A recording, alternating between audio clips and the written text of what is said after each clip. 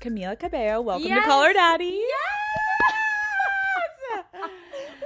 I'm so excited. I am so happy you're here. To anyone in the Daddy Gang that is listening to this and not watching. The Daddy Gang. The Daddy Gang. Do you want to say hi? Oh my God, yes. Hello, Daddy Gang. I love the community I love aspect of it. Would you consider your sister Daddy Gang? Oh, 100%. Okay, that makes my me feel sister cozy. is Daddy Gang for sure. I love how, can I say, your mom walked in here and she was like, don't worry, I'm not going to be listening. I know, because I could just intuit, like I could read your energy that you were like, oh, her mom is here. I'm like, what do I have in here that's sexual? Yeah. I'm like, just close your ears and pretend this isn't happening. To anyone that's listening, Camila walked in here and she has platinum blonde hair. I know. How did you decide to do this? You know, I felt like I needed a big physical change because I feel like, I don't know, my dark hair has been with me for all of my life. I feel like it was just like a big part of how the public saw me, the world saw me, how I saw myself. And I feel like it's just been a year of like, the theme has very much been like play and transformation and changing and being brave. But I feel like also the music is so different, like the world is so different that I don't know, for so many reasons, I was like, I feel like a physical change needs to like accompany that. Yeah. And then I tried on a few different wigs. I was going to ask, because I was talking to someone like, would I ever change my hair color? I'm like, oh my God, I don't know if I would, but I would do wigs before you just go for it. I definitely think you need to do wigs because it's such a big change. But I do feel like everybody should do it. I mean, not everybody should do it, but it's like a fun, like, I don't know, it brings out a different part of your personality. And it's like, I don't know, it's kind of like a YOLO, like, I don't know, just like, fuck it. Is it okay if I please? Should I take a sip? Cheers. Cheers. Cheers. We're drinking wine. Okay. Everybody. I need a little bit of wine because we were talking about, I don't really do stuff like this. So I definitely was like a little nervous, but I'm really excited for like my fans. I feel like they like haven't seen me be a person in a while. Okay, wait. Cheers. Cheers. I'm going to look over and Camila's going to be chugging the entire thing. Like, yeah, what? Wait, slow down. No. Yeah, it's 1 p.m. Yes. For context, it's 1 in the afternoon and the sun is out and we're drinking wine. But so honestly, I haven't drank in a second. I've been working so much. I feel like I kind of deserve. You have had a really busy schedule too. You told me yesterday. I was doing meetings with foils in my head. No, like, what are we doing? We deserve this. In our hectic, fast-paced lives, we could use some slowing down. Haagen-Dazs is made to be savored and enjoyed slowly. Introducing new Haagen-Dazs Belgian waffle cones, a completely new experience that's worth slowing down for. Daddy Gang, you've never had cones like this before, okay? They'll take crunch to a whole new level. Each crispy waffle cone is filled with the velvety smooth ice cream that Haagen-Dazs is known and loved for. Then it's finished with delicious toppings and a decadent bite of sauce waiting for you at the bottom of the cone, okay? Haagen-Dazs Belgian waffle cones come in 4 delicious flavors: vanilla salted caramel, summer berry, triple chocolate fudge, and toasted almond fudge. Boom. Sign me up. You guys know that I have the most hectic days at the office. So when I get home, I love to grab a little treat, toss my phone away, and take a minute to myself. These cones are a must-have in my freezer. I'm obsessed with the summer berry flavor. It's fruity and it's sweet. And seriously, it always hits the spot. It's the perfect way to end a long, stressful day. Ice cream just always hits the spot for me, and these Haagen-Dazs cones are truly the perfect treat. Savor your moment of slow with new Haagen-Dazs Belgian waffle cones available at retailers nationwide. That's what I get excited about for these type of interviews, that you haven't done something like this in a while. No, and years, I feel like. And I think it's important, though, to sometimes like step back. Like, why do you think you haven't done something in a while? I think it was just, I needed to kind of protect myself from, I actually wouldn't even say protect myself. I think I needed to just be a human being. I needed to be a person. I needed to kind of step away from being a public persona and just work on myself from the inside out as opposed to like the outside in. I mean, I've been in the public eye since I was 15 years old. So I feel like so much of, especially the first maybe 7 or 8 years, I was like kind of figuring myself out at the same time as like trying to process and take in what other people thought. Even if I'm not necessarily reading it directly, you just kind of subconsciously are trying to figure out what to do with all of that. So I don't know. I think I needed some time and some space to be like, who am I? What's important to me? What are my values in that sense, but also like, what are my hobbies? What do I like to do? What's my taste in art? What kind of people do I like hanging out with? What kind of people do I not like hanging out with? And I feel like that's kind of the journey I've been on for the past few years. And it's been really nice and healthy for me. I feel like I really kind of needed to do that. Amazing. Yeah. Let's talk about you growing up for a second. Okay. You're like, cheers. Cheers again. My Cheers God, again. to exploring childhood. We're going to go through all the eras. Yeah, the origin myth. Okay, born in Cuba. Yeah.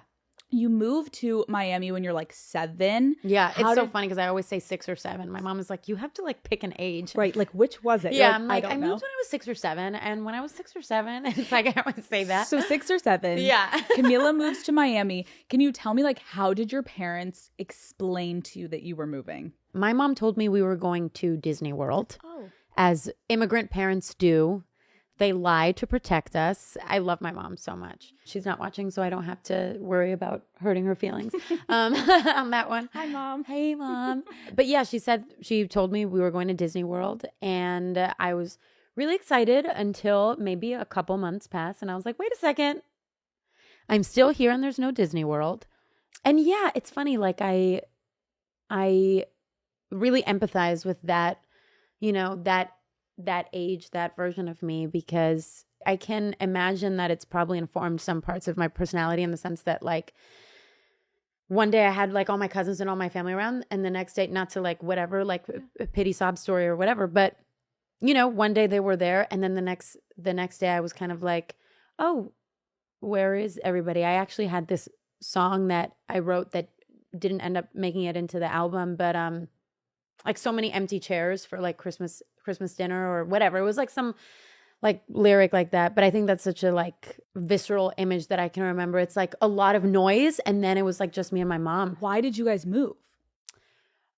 I think it was just the situation in Cuba was getting more and more difficult, like lack of there was just like such a ceiling, like as far as like, my mom was an architect, and even if you had a good job, there was just like there was like not a lot of resources, like even like food, medicine, education. Like, I don't think a lot of people know, like the situation there is like really, it's pretty tough, especially right now. Like there's not a lot of food. I have family members that have come even like a month ago that are still coming, and they see like the food that we have like in the pantry, and they're like, we're just like not used to this.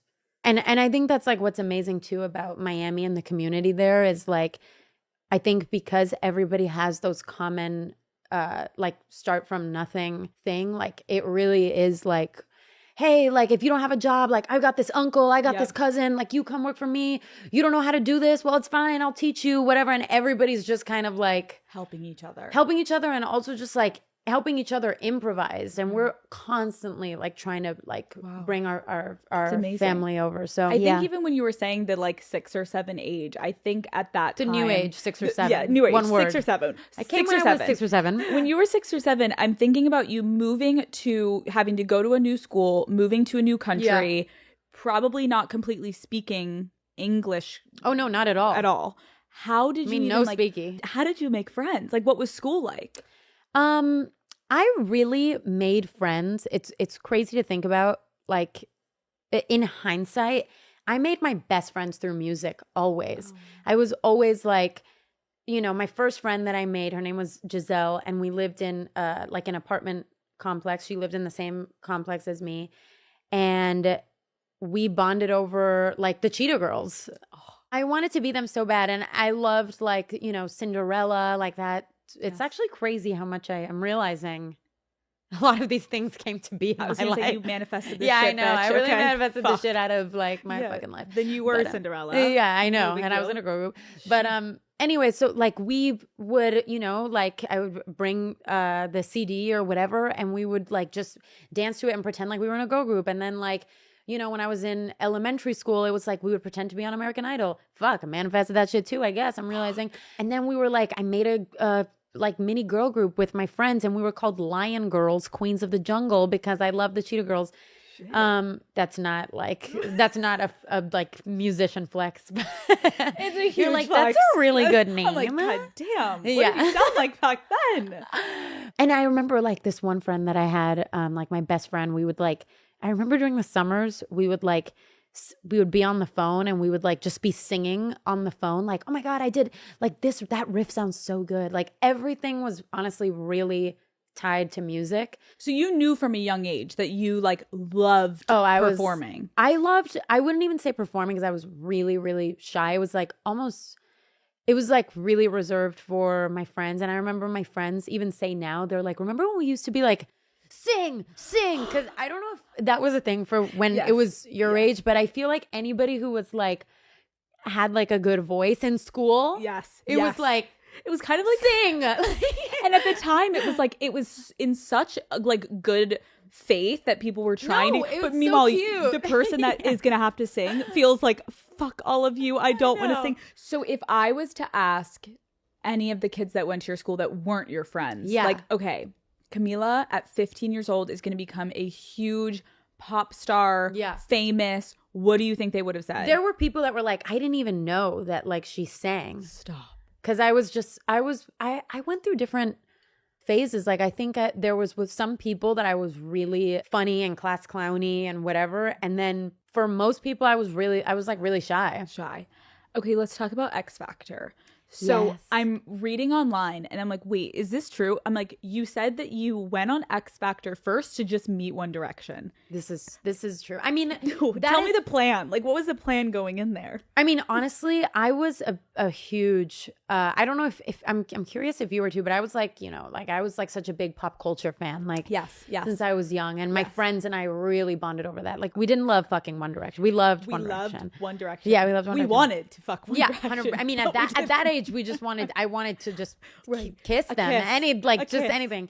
But yeah, even if at an early age, I wasn't like, I want to be a singer, because I think it just wasn't even a thing that I thought of. Like, it was like, bitch, how? Like, right. You know, like how will this be a career? Yeah, like I don't have anybody that knows anybody. I'm like in Miami, like nobody fucking, the most that we had was, I don't know if you remember, like when that like person would come on the radio and be like, auditions for Nickelodeon. Yes. Do you want to be the next Selena Gomez, Justin Bieber? And all my friends and I would be like, yes! And it's like, there's no way, bitch. Like, everyone sit down. I just so you know, I was one of those girls too, being like, yes. Did you audition? No, I couldn't All of my sing. friends and I auditioned, and they were like, you are amazing. You're only going to have to pay $15,000 to go to this acting school. And my mom was like, yeah. Bye. Scam. But that was like, in hindsight, it was always the center of my life was music and singing and writing and whatever. It was always like my obsession. And I think like One Direction or pop culture was like an extension of that in a different way, in a more probably hormonal, crushy way. But relatable. But I really was like, I need to audition to X Factor, and I need to do whatever it takes to make it to at least the point where I meet Harry. Really, all of them, but like Harry. But really Harry. So, yeah. Poor everyone else. It was always Harry. Then like Zayn really popped off. And like I've met him in person. Great guy. Like I was like, oh, okay. Like no, and Niall is so lovely too. He's like amazing. But it's just Harry. It's Harry.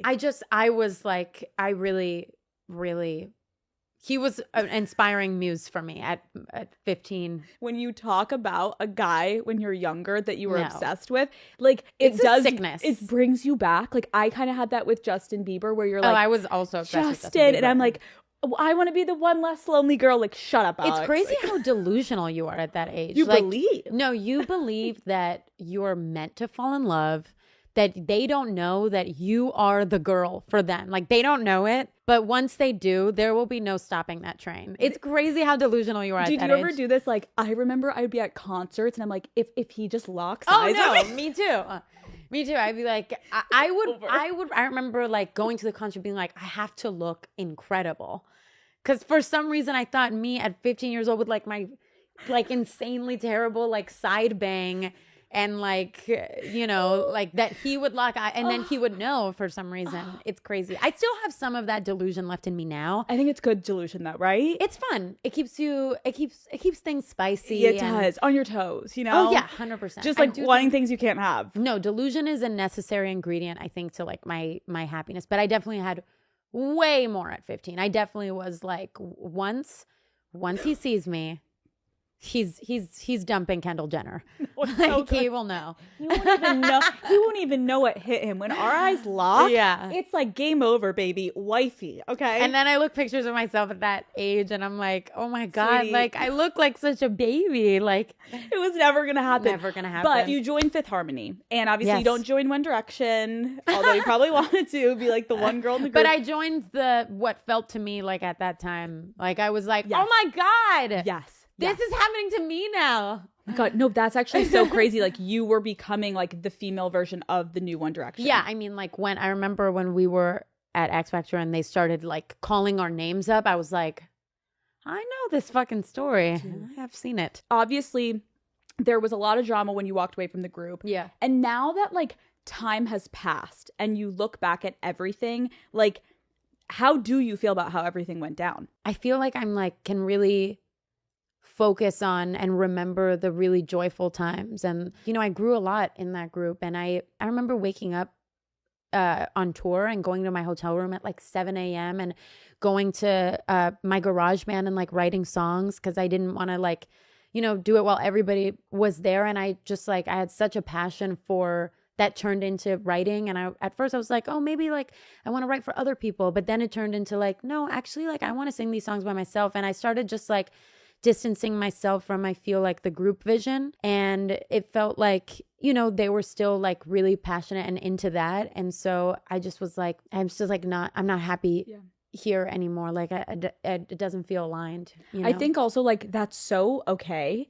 And I think there's two parts of it. One, people can look back and be heartbroken that something breaks up. So understandable, similar to One Direction. Of course it is. Like, oh my God. Yeah, but it is. It's kind of necessary to grow. It's like any breakup. Like, it sucks. Yes, which we're going to get into. Okay. So I'm thinking back, you joined this group at 15 and I'm thinking about like you were in it for 4 years. That's basically like a high school experience. Like, oh my God, like, yes it is. Crazy. You're a celebrity at such a young age. You're touring, you're busy. Did you have time to date? How did you meet guys? What was the vibe? When I was 15 to 19, it was like guys that, maybe like not a lot, like a few. And it was very like we saw each other maybe once or twice a year. I really started dating and whatever, like probably when I was like 20. Okay. Yeah. So because before that, it was just like the group was like all encompassing. That was your relationship. That was my relationship. Yeah. I feel like everyone remembers their first love. I remember mine. I feel like you can kind of never be the same after it because it teaches you so much. And you experience so many firsts with this person. What comes to your mind when you think of like my first love? My first love was, I feel like I've had a few, maybe a couple great loves. Okay. How about you? I think I've had a couple as well. I think it's interesting because now that I'm engaged, I look back on it and I like that wasn't. Well, it's interesting. It's like, it's different. And I talk about this with Matt all the time. And I'm so happy that we have a healthy enough relationship to talk about exes and not be like insecure about it, which I would have been insecure in past relationships to talk about exes. But when I think about being in love, I definitely can pinpoint like the first person I was in love with that I met when I was like 16, and it was just this like all-encompassing. Oh God, just, yeah, like, me too. Wrecks you. Me too. And 17 was probably my first. Yep. Like really in love. I don't know. It's like there's so many different connotations to in love though, because sometimes it's like who was I happiest with, or who made me the most devastated. And sometimes it's like, God, what even is the right definition of in love? Because there were people there was, one person that made me the happiest. And there was the other person that made me the most sick and crazy. Right. And I don't know what is the definition of like, what's the most in love, you know? It's a good point. It's like, I feel like when I look back, I agree with you. All of my loves are different. Yeah. But it's also just so fucking weird because you are so different. And I think of like what I was giving maybe in my first love. Like, I was definitely not someone bringing health and wellness to the relationship. Oh like, my God. It was like fighting and writing letters and like that. It was like that Notebook type of love where it's like so fucking hard and devastating. You're just like, fuck my life. But when you leave those type of relationships, I feel like it leaves the biggest lasting memory for a while because it was so hard and you fought so much and it was so loving but then difficult that like you can kind of romanticize it once you leave. Where the people that left you happy, and if it was more stable, I have found it was easier to move on from just because I can like kind of put it in a corner of my brain and be like, that was so great, but I know it wasn't meant to be. I don't know if that makes sense. No, totally. I mean, I think like there is a part of me that still, it depends what mood I'm in. Sometimes I really want peace and happiness, and other times I still miss and love that chaotic, sickening feeling. And I don't know what that is. I have to explore it further in therapy. But there is something like so kind of like addictive about that. And you know, it's interesting because it's like, you know, it's like the classic like nervous system quote, like whatever. I mean, actually, I don't know why I said classic because it's not a classic. Classic. But it's relatable. You know, that quote is like, find someone that's good for your nervous system. Yes. A lot of the times, the people that do make you feel fucking sick with love are not good for your nervous system.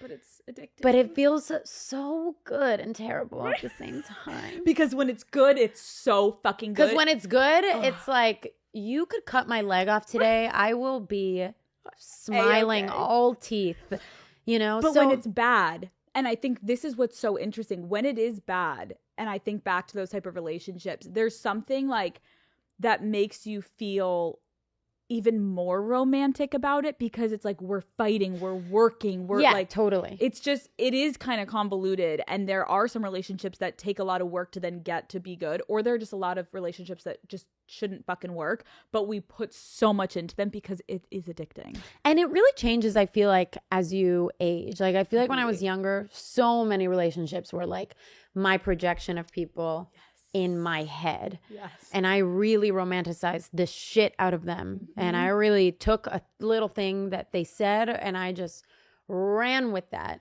Totally. You know? But now I find that it's like the people that you meet that are like really exciting and how you have real chemistry with, it's rare and hard to find. It is so fucking hard to find. I find like the first couple hangouts, you will kind of be able to just gauge like if it's there, because I'm not someone that's as much of like a slow burn type of person. I am not a slow burn. And what sucks is that I hear that that's the healthiest thing. No. It's like, I've heard podcasts or where people are like, if you kind of like this person and if you're curious, just go on a second date. And I'm just the kind of person that's like, if I am not like going to sleep, like wanting to have you inside me. Like no, I get it. Honestly, that's extreme. Maybe not that. But if I don't leave the date and I'm like, wow, it's really hard for me to have that slow burn approach, but I'm trying to be more like that. I think it's just... I agree. I also just want to validate you because it's not extreme what you just said. I think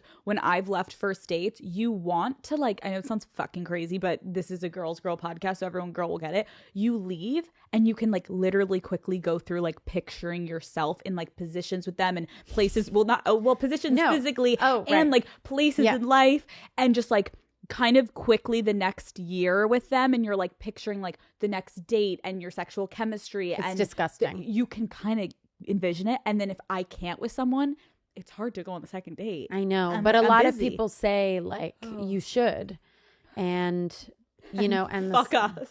Yeah, I know. You're like, God damn it. It's interesting, but so you're single. I love it. You're single. Yeah. What is single Camila like? Call Her Daddy is brought to you by Neutrogena. Summer is here and the sun is shining. You need powerful sun protection that feels light on your skin. Meet Neutrogena Ultra Sheer Sunscreen. This SPF 70 lotion absorbs fast with a smooth, dry touch finish so you'll forget you're even wearing it. It blocks 97% of burning UV rays and is water resistant for up to 80 minutes. Lightweight, effective, and perfect for sunny days. It's just what your summer needs. Neutrogena Ultra Sheer Sunscreen. You can't feel. Shop now at Target. What is single Camila like? Okay. I try to really prioritize that part of my life. Okay. Because it just makes me feel, it's just so fun. Yeah. I honestly love being single. I love it. But I've been in relationships for a lot of since I started dating. Like since I started dating when I was 20, I was in long-term relationships a lot. So it feels fun to just like get to know people and like talk and like see what happens. Yeah.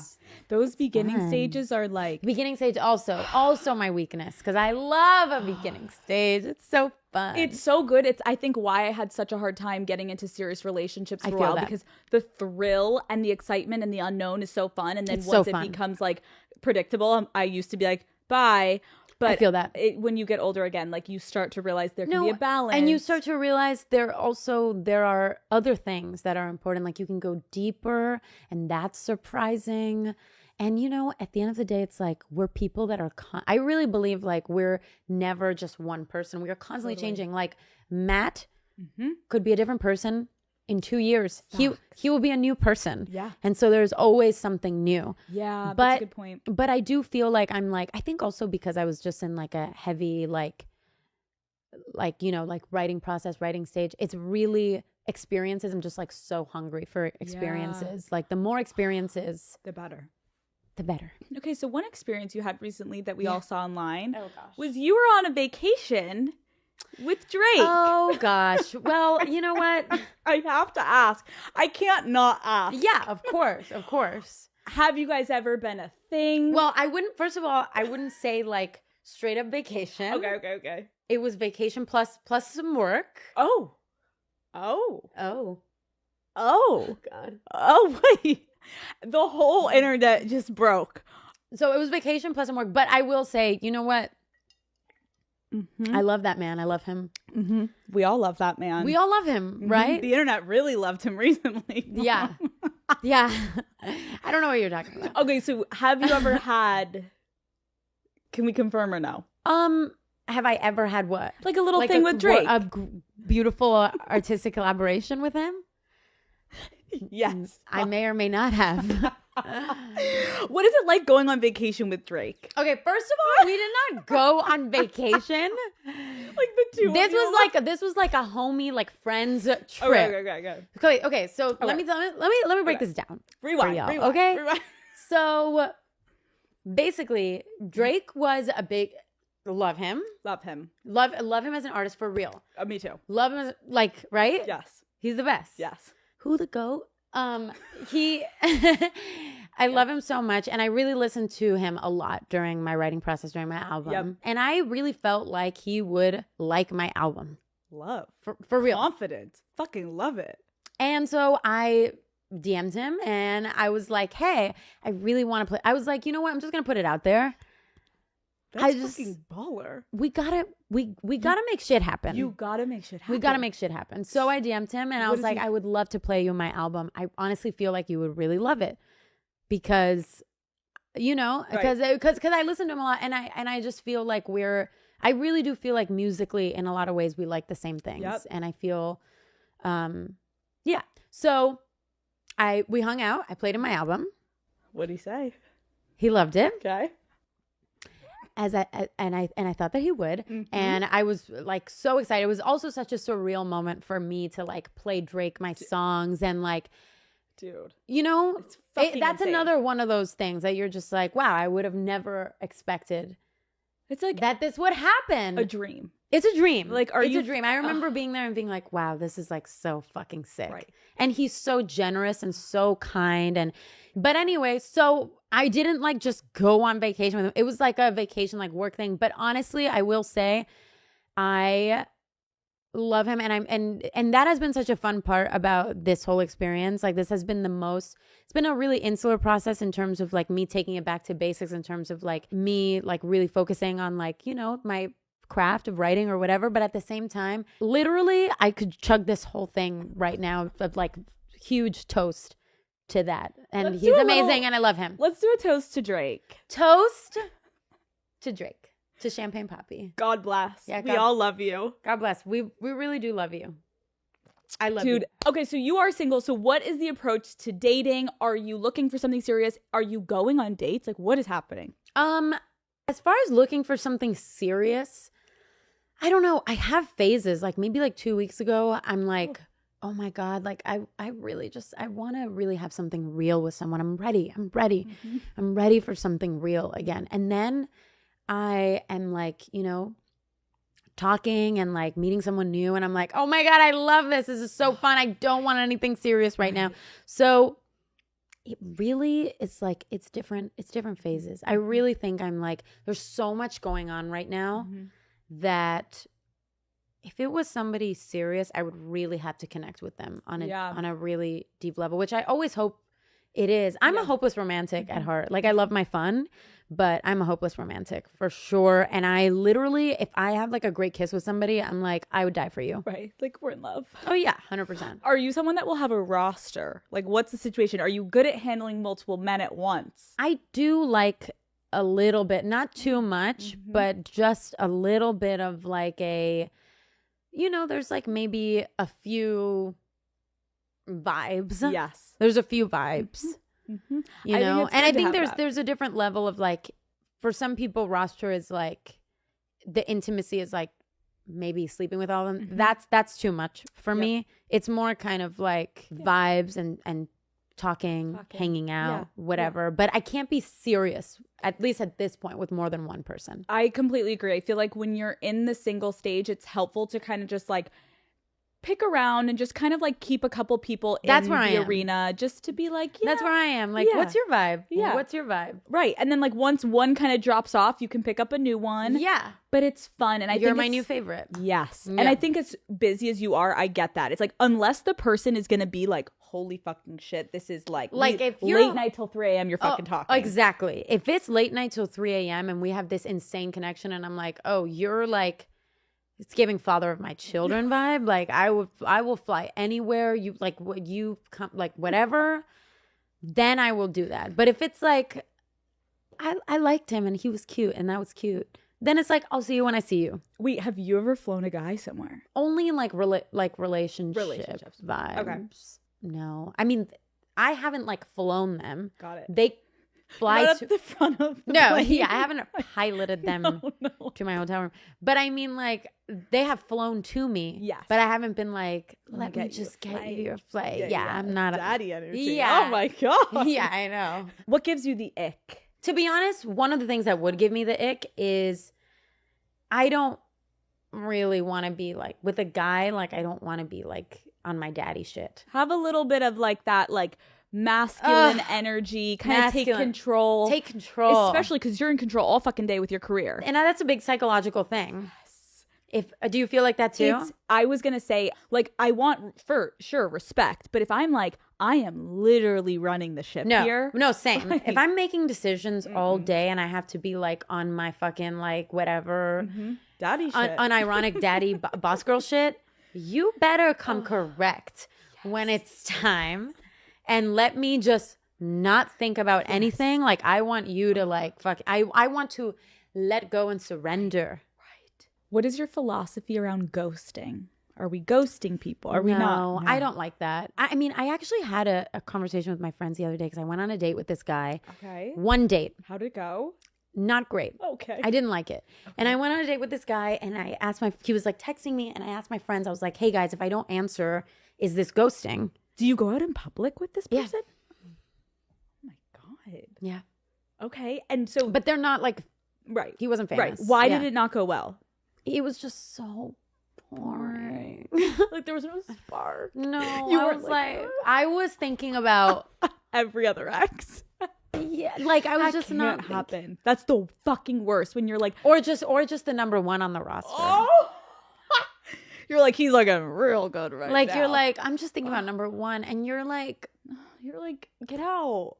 Just leave. yeah. But you went through the whole fucking date. I honestly, this is actually crazy. So I was hiding my hair. Were you wearing like a beanie? I was wearing a black wig, and No, I was just like, my head really hurts. Camila, you said that you had like a headache. Yeah. Did he know you were wearing a wig? I told him. Yeah. You're like, babe, the wig's really pulling. I gotta go. I was like, I gotta go. What did he say? He was like, yeah, of course, let's go. You're like, no, but like alone. Yeah, I feel bad. I really hope he doesn't see this. He won't. I don't think he'll see this. But the thing is this. Sometimes in life, you gotta just feel the vibes. And you know what? Let me rephrase this. Just in case. Yeah, just in case. Just in case. It wasn't that it was boring. I just was like, my heart wasn't in it. I think my that's heart was with someone else. Listen, I think that's fine to say, and I think we, especially as women, need to get more comfortable, because how many fucking times are men like, nah, she ain't hot enough, or like, nah, she's not that. You just didn't vibe. It wasn't it. It wasn't. That doesn't mean he's not an amazing person. It wasn't a fit. But I am sensitive about ghosting, because I feel like you have to be kind to people. And but however, I didn't text him back because I was like, I don't know. Honestly, if somebody were to say right now, hey, and my friend actually, they gave me good advice. They were like, don't text him back. If he keeps texting you, then say, hey, honestly, it really wasn't a fit, but it was so nice to meet you. Wish you well.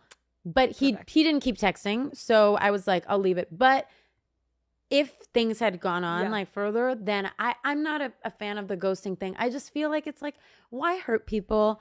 Just be nice. Don't lead them on. I agree. Let's just, And I also, just to clarify for your own conscience as we're drinking our wine, that's not ghosting. I don't think so either. Right? He sent you one text, you didn't respond, and I kind of love a guy that's self-aware enough to be like, got it, checked it. 100%. Like, she's and not also, into it's like, it's one date. Right, like, yeah, like we didn't like have 3 months together. 100%. That's crazy. When people do that, if I was with somebody, no, and they ghosted me after we were intimate or after we whatever, I would be like, you're just like, that's a very unkind thing to do. And I wouldn't want to be with somebody like that anyway. What is the biggest red flag that you've ever willingly ignored? So many. I mean, right? Like, so many. I don't know. You start. Give me an idea. I would say, like, I think when I look back at past relationships, something that comes up for me is like feeling insecure around him. Oh, like big. You should never feel like, oh my God, I don't want him to see me in the morning if I have like a breakout, or like do I look good enough for this date, or like if I'm on the date, is he looking at other women? Like, when you're with the right person, you would never think that way. And I think that is something I would ignore in this one relationship I had, where I was constantly feeling like I wasn't good enough. And it's like, why? Like, I am. Yeah, I think that's a big red flag, is like how you feel. Like, that's just such a big temperature check in relationships. Like, I've been in relationships before where I'm like, if I am miserable for this long, there is just something off. And every time I've been like, it's me. Oh my God. It's my, what is it? What am I? Oh my God, blah, blah, blah. But it's like, a lot of the times it's like, it's just not right. I agree. It's not right. It's like, if I feel so much better when I'm not with you, and then when I'm with you, I feel miserable and overthinking and anxious every time, then we are just not right. And then I think you kind of keep going because you have this like hope or some ideal of what the relationship is. We can work on it. We can this, we can that. And it's like, sometimes it's like you have to temperature check. Like, just like, it's not right. It's not right. Have you ever been cheated on? I'm lucky to say I have not been cheated on. That's amazing. I know. That's amazing. Maybe I really don't think this counts, but I was like 17 talking to a guy, but I don't think that counts. Have you ever had someone go through your phone? Oof. That's a yes. How did you see them checking it? I had deleted some texts. Right. And they were like, why did you delete this? Text message history. Got it. With another person. And I was like, my phone deletes things. No. Like, I was like young and You were being a little shady. I was being a little shady. And then they caught you. But that's where it's so fucked because you're like, who's in the wrong? And then it's like the meme of Spider-Man where it's like, I was definitely in the wrong. okay, for sure. I love that. My phone deletes things. God, I'm terrible. Bullshit. That's such a bad lie. It's amazing. I was like, I've never been, to this day, I don't think I've ever been so scared in my life. Right. You're like, I was like, Apple. My phone just like, I deletes messages, like whole complete message. I don't know. Crazy. But I broke up with him literally 3 days after that. That's good. But you know, shit happens. Life happens. It happens. Okay, we're going to play rapid fire. If you had to trade lives with any celebrity, who would it be? I honestly would say no one. Really? I like my life. Love. What about you? I don't know why this just came up for me. I don't know if it's the wine. Yeah, go. But I was going to say like maybe like Meryl Streep. Interesting. I think I would. I mean, it would be amazing to be like one of the best actresses in the fucking world. I think it's more because I think if I had to pick a celebrity, I would want someone that's like not in the public eye and like chooses to not. She's never being paparazzi'd. She's never in it. So Meryl Streep. Okay, we're moving on. No, that's a good one. Okay. Have you ever had to lie to your friends about a guy you were seeing? Yeah. Oh my God.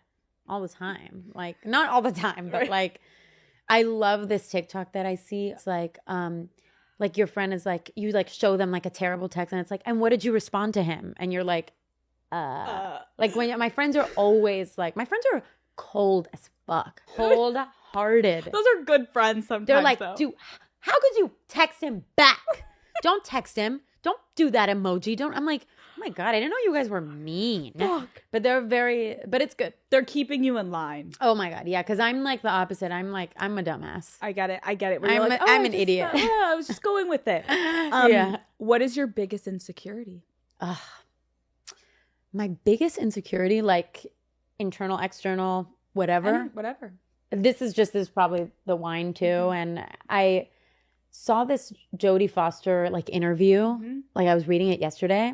Congrats on your New York Times article, by the way. Thank you. Oh my God, thank you. I didn't read it because I didn't want to make myself nervous before the interview, but I love the New York Times, and I was like, oh my God, there she is. But I saw this one New York Times or New York or whatever, like Jodie Foster interview, and she was like, for somebody who values privacy so much, I really want to be understood, and that really resonated with me.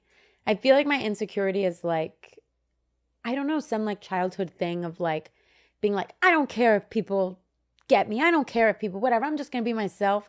But at the same time, really wanting people to understand me and you not dislike me or whatever. So I don't really know. I think it's like a general insecurity of like probably like being seen and then not loved or whatever. I think that is one of the most relatable feelings. Like, I think we all can try to put up a front of like, I don't care about like the mean comments or this or that. I try to not care, but we care. At the same time, it's like, we're humans. I want love from people, right? You know? And you want people to understand you because like, I can tell you have such a good heart that like, it's a difficult balance of like people seeing things online and then you're like, I can't run to defend myself every moment. No, but not at all. It is tough when you are being perceived in a way that you're like, that's not accurate. That's infuriating. It is. There's a lot of surrender. Like you have to really let go. If you're spicing it up with lingerie, what color are you wearing? Ooh, I think black. Morning sex or night sex? I honestly love morning sex. I like both, but and my favorite is actually like, I love like an afternoon vibe. Because it feels so like European. It feels so like you're like not working, and it feels like so primal in a way. Like I don't have to work. Right. Let's just like eat fruit and like and coitus. Love you. It's so good. If you're going home with someone, are you going back to his or is he coming to yours? I prefer him coming back to mine for sure. Biggest turn off in the bedroom? I don't like silence and like just like no passion. Yes. I need like going through the motions. I hate going through the motions. I'm like, why are we even doing this? Right. Why aren't we like making eye contact? Why aren't we making out? Like, why are you saying things to me? Like, let's like, you know what I mean? Yes, I get it. Yeah, to me, I'm like, I would rather not have this. Favorite sex position? It depends on the vibe and it depends on the energy of whatever's happening in that moment. Like there's like in love, sex, and then there's like kind of freaky vibes. Yes. I get it. You know? I get So I what think you're different strokes for different times. I get it. Okay. Literally. I gotta ask what your opinion is on getting back with an ex. Call Her Daddy is brought to you by White Claw. I don't know who needs to hear this, but you're way too hot to be spending the summer sitting inside scrolling on your phone. What are you doing? What are you doing? Stop letting plans die out in the group chat. Grab a White Claw and go make some memories, okay? Whether you're yapping poolside, hitting a barbecue, or just kicking back around a fire, a cold White Claw goes perfectly with your summer plans. That's right, Daddy Gang. It is White Claw summer. 100 calories in 12 glorious ounces, gluten-free, and the taste you know and love. I like to pick up a variety pack so that I can guarantee everyone can get their favorite flavors. I am personally through and through always a black cherry girl, but Matt loves the mango and Lauren's favorite is lime. So there's truly something for everyone. It's time to come out of hibernation and stop leaving everyone on red. We're finding a guy with a boat and we're having a damn drink. My friends and I strictly drank White Claw for an entire girls trip last year. And now I can't even smell sunscreen without being reminded of that trip. It was honestly the best time ever. There is nothing better than warm sun, a tiny bikini, tiny bikini, and an ice cold claw in your hand. That is peak life. Pick up a pack from your favorite local spa and grab life by the claw with your favorite flavor this summer. Please drink responsibly. Hard seltzer with flavors. White Claw Seltzer works. Chicago, Illinois. I gotta ask what your opinion is on getting back with an ex. I'm personally, I think it's known. I'm a fan. I support it. Supported it in the past. Cheers. Cheers. What about you? I think it's so I personally think it's helpful. It's helpful because I am not a person, you can't forbid things from me because I will want to do it more. Yes. If I tell myself, some of my friends are really good at that. They're like, well, I'm not going to text him because blah, blah, blah, blah. I'm not like that. I'm like, if I want to text him, I'm going to text him. I agree. I completely agree. You know? I've gotten back with exes. Even if I know it's not going to work, sometimes you need that closure. You need to know that it's not going to work. And it needs to be on your terms. And then you need to be over it. Mm-hmm. And you need to be like, I did it. And I know. And I know. Okay. So I have to just say it. Yes, sure. Fuck it. Okay. So it looked to the world like you and your ex, Shawn Mendes, kind of like dabbled with the idea of getting back together about a year ago. Yeah. What was going on? You know, I think it's like what we were just talking about. Like, you're just like, Yeah. And, you know, it's crazy because I just like, I'm kind of like impulsive in that way, I would say. Like, I feel like if I feel it, I say it. Yeah. And I'm not really good at not doing that, like I said, because then the worst place for it to live in is my mind. Totally. And then I'm like, you know, Ryan Gosling in The Notebook building a house for this person. So I would rather say it and, you know, see what happens and then wake up the next day and find out that it's been heavily documented. I just like I opted for that route. But, you know, it is what it is. It was a great route. It was a fun time. It was a fun moment. And, you know, and I will always care about him and love him. He's such a good person. Yeah. And I'm lucky, you know, because some people have exes that are awful and, you know, and he is not. He's a really kind, good person. When you rekindle something with an ex, I've done it myself. I find, and I don't know if this is for you, I find the second breakup is always a little bit easier than the first initial. Because it's kind of already been over. Yes. Then you try to rekindle again. Yes. How did you guys make this huge decision to be like, okay, we're moving on? I think it was just like, it wasn't even like a decision. I think you just kind of are like, yeah, this doesn't really, it's not a fit. It doesn't feel right. And I think luckily, you know, I was in a place in my life where it took me less time to realize that. Like, and it took us both less time, like to be like, this doesn't feel right. And we don't really need to like try so hard to like make it work. Like, it's all good. Like, this is not feeling good. Like, let's be friends. I love you. I love you. It's all good. Let's move on. You go do your thing. You go do mine. Become the person that, you know, that you're becoming. And I'll root for you. And that's it, you know? getting back with an ex for a moment, it is sometimes helpful because it makes the first sting less hurtful because you kind of relived it for a second. You're like, check, still not right. We can kind of now like fade off and be like, it wasn't what we wanted, and that's okay. You know? Yeah, and I think the worst thing that you can live with is like a what if or a doubt. What is your take on the idea of right person, wrong time? Wow, that's a great question. I don't think that there is such thing. I feel like if it's the wrong time, it's not right. It doesn't matter if it's. I think right person, wrong time is still a way of keeping yourself tied to the person, and it's almost like right job, wrong time. It's the wrong job. So true. You know? So true. Like, it's like... When you say it like that. You know? No, you're right. There's just no such thing. Like, I feel like... I feel like if it's the wrong time and that makes it a person that's... Yeah. I love, like, just the simplicity of, like, it sounds so clinical and non-romantic, but, like, it's just not a fit. Like, when I met Matt, I was like... this isn't the right time. Like, I really wasn't looking for a relationship, and I really didn't want a relationship when I met Matt. I was like, fuck. But we made it work. There's no such he was thing. The right person. Because there's no such, I feel like there's no such thing really. I mean, maybe there is such thing as, I mean, maybe wrong time could be classified as like long distance or you're going away or whatever. But still. But then in that case, it's just, it's not right. Right. Like, if it's right person, you will find a way to make it work. Yes, you will. Yeah. 100%. What do you personally think is the most difficult aspect from past experience of like going through a breakup? I think it's like like a long-term breakup. Yeah. I think it's like it's really just like the like, where does the love go vibe?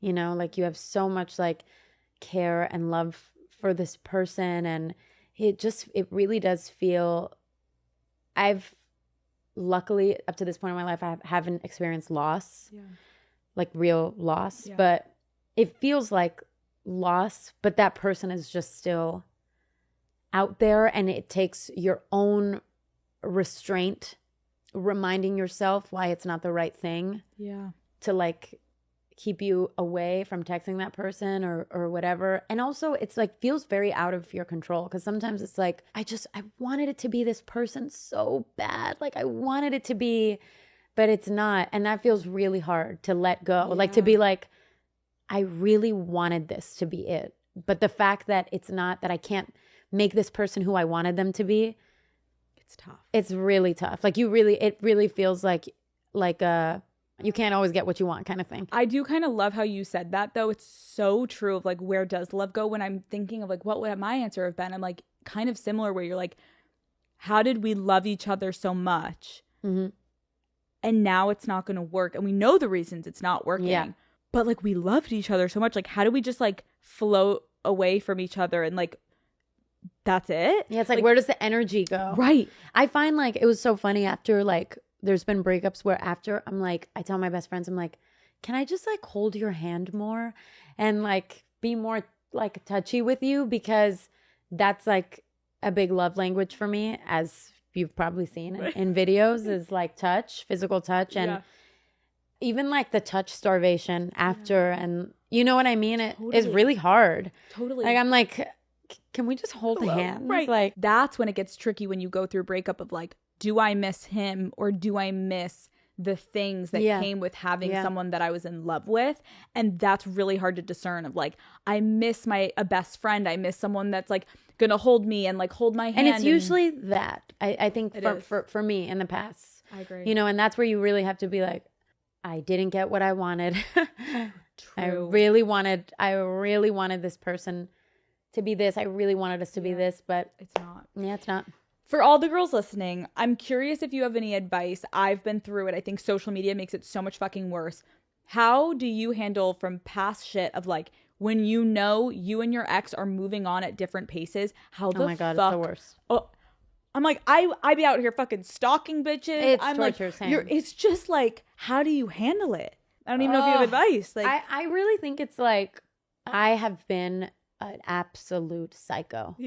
Absolute psycho. I love you for admitting that, because aren't we all? And honestly, even worse when I was younger. When I was younger, I would be dating a guy and like stalking his ex. Camila. I'd be like, what is wrong with me? Everyone raise your hand in this room. I still, honestly, I definitely like, we all it's been a while since I've been in like a long-term relationship, but God, I was like, he's like telling me he loves me. And meanwhile, I'm torturing myself over somebody like he's not even with anymore. It's like so crazy. So hard. The torture. I think like my advice would be, I've gotten better at this, is like, I'm a big like mindfulness, like kind of Buddhist practitioner person. Not practitioner person. That sounds so fucking weird. I know, like what? But I think like self-compassion is really important when it comes to that stuff. It's like, I could do something that's gonna really hurt me, or I can put the phone down. So fucking hard. It's really hard, but you almost have to do it out of kindness for yourself. And I think like giving ourselves grace, like it is normal to want to be interested in that shit. Like I think it's so annoying when people are like, oh my God, you like stalk your ex. It's like, oh, fuck you. It's literally fuck you. It's like, if this person was in your bed, you used to have sex, you were intimate, you were in love. Like, of course there's moments where you're like eating a French fry one day and you're like, oh, what is he up to? It's like, it's natural. Just like you're wondering what fucking kids from middle school are up to and you go on Facebook to look it up. Oh my God. Like, also, like the people that don't admit that, I'm like, oh, please, like, you're not fun to talk to. Like, where is your, like, fucked up human side? We're crazy. Let us be crazy. Breakup sex. Are you a proponent? Has it helped you in the past? Does it ruin things for you? So what does breakup sex mean? Like, you're like, this is over. Oh. But. Yeah.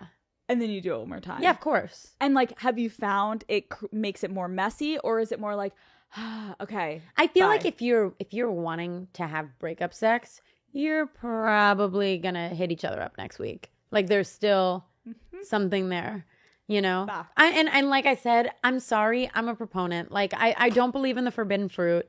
If you want it, do it. Kind of like date them till you hate them vibe. I don't actually hate anybody, but I'm saying do it until it's out of your system. And my friends really don't agree with this. They're like, you're an idiot and we hate you and don't ask me for advice anymore because I'm sick of you.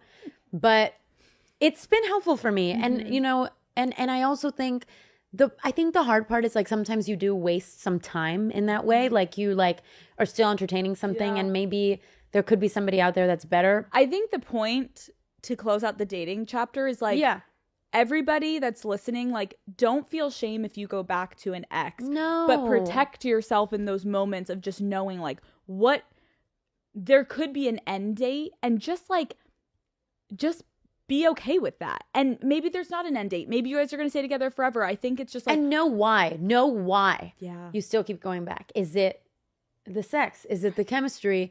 Is it.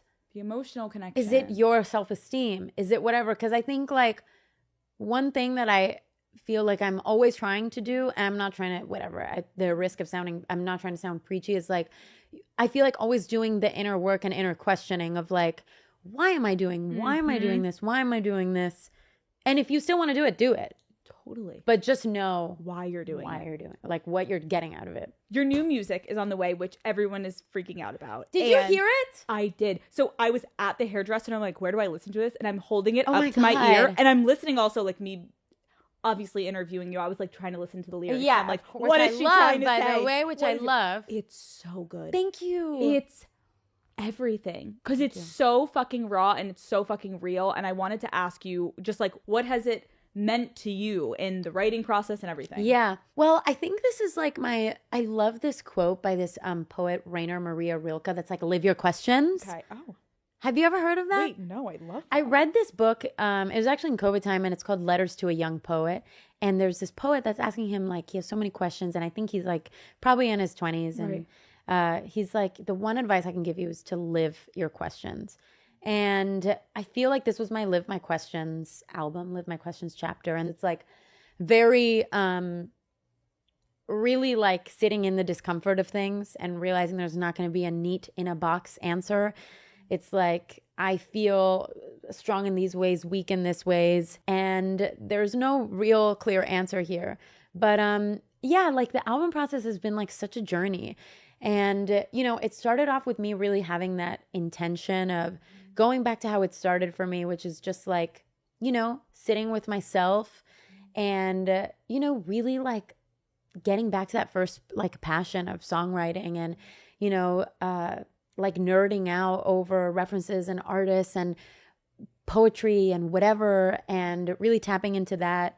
And then finding the collaborators that would really help me. I worked with like this amazing producer named Pablo El Guincho, and he really championed that for me. And whenever I would get kind of nervous or doubtful about like, should we bring any other co-writers in the room or whatever, he'd be like, no, this sounds like you got this and we got this and, we can do it. And he brought in Jasper Harris, and the three of us kind of like made this whole project. And it turned into like, I'm excited for you to hear the whole album, because it really is like kind of almost turned into like this very like solidified songwriter voice for me that became kind of like a persona and a world. Oh, wow. Which is the first time I've really done that with an album, where it's like has its own kind of color palette and mood and aesthetic and sonic vibe. And, it's like it became kind of like its own world. And then obviously like, the people that I'm like a huge fan of, like there was so many artists that kind of came in, and it's just been like so fun and amazing. I'm so excited for you, because when I just read some of the lyrics, it feels like we're actually just like inside your brain, like reading your diary almost in a way. And I love how so much of it felt, you're right, of like this back and forth of like where your brain goes when you're in the middle of situations. And it felt so real. And like when I was reading it, I'm like, oh my God, I've experienced this in my life before too. It was very relatable, but the way that you were able to articulate it was just fabulous. And I think so many women specifically, I think, are gonna be like, you're speaking from my experience. Yes, I've lived this. And it's really cool. It's also really cool because like the album aesthetically and even like so many of the themes in terms of it, it's like, there's a lot of like lip gloss and nails and whatever. It's like very hyper femme. Yes.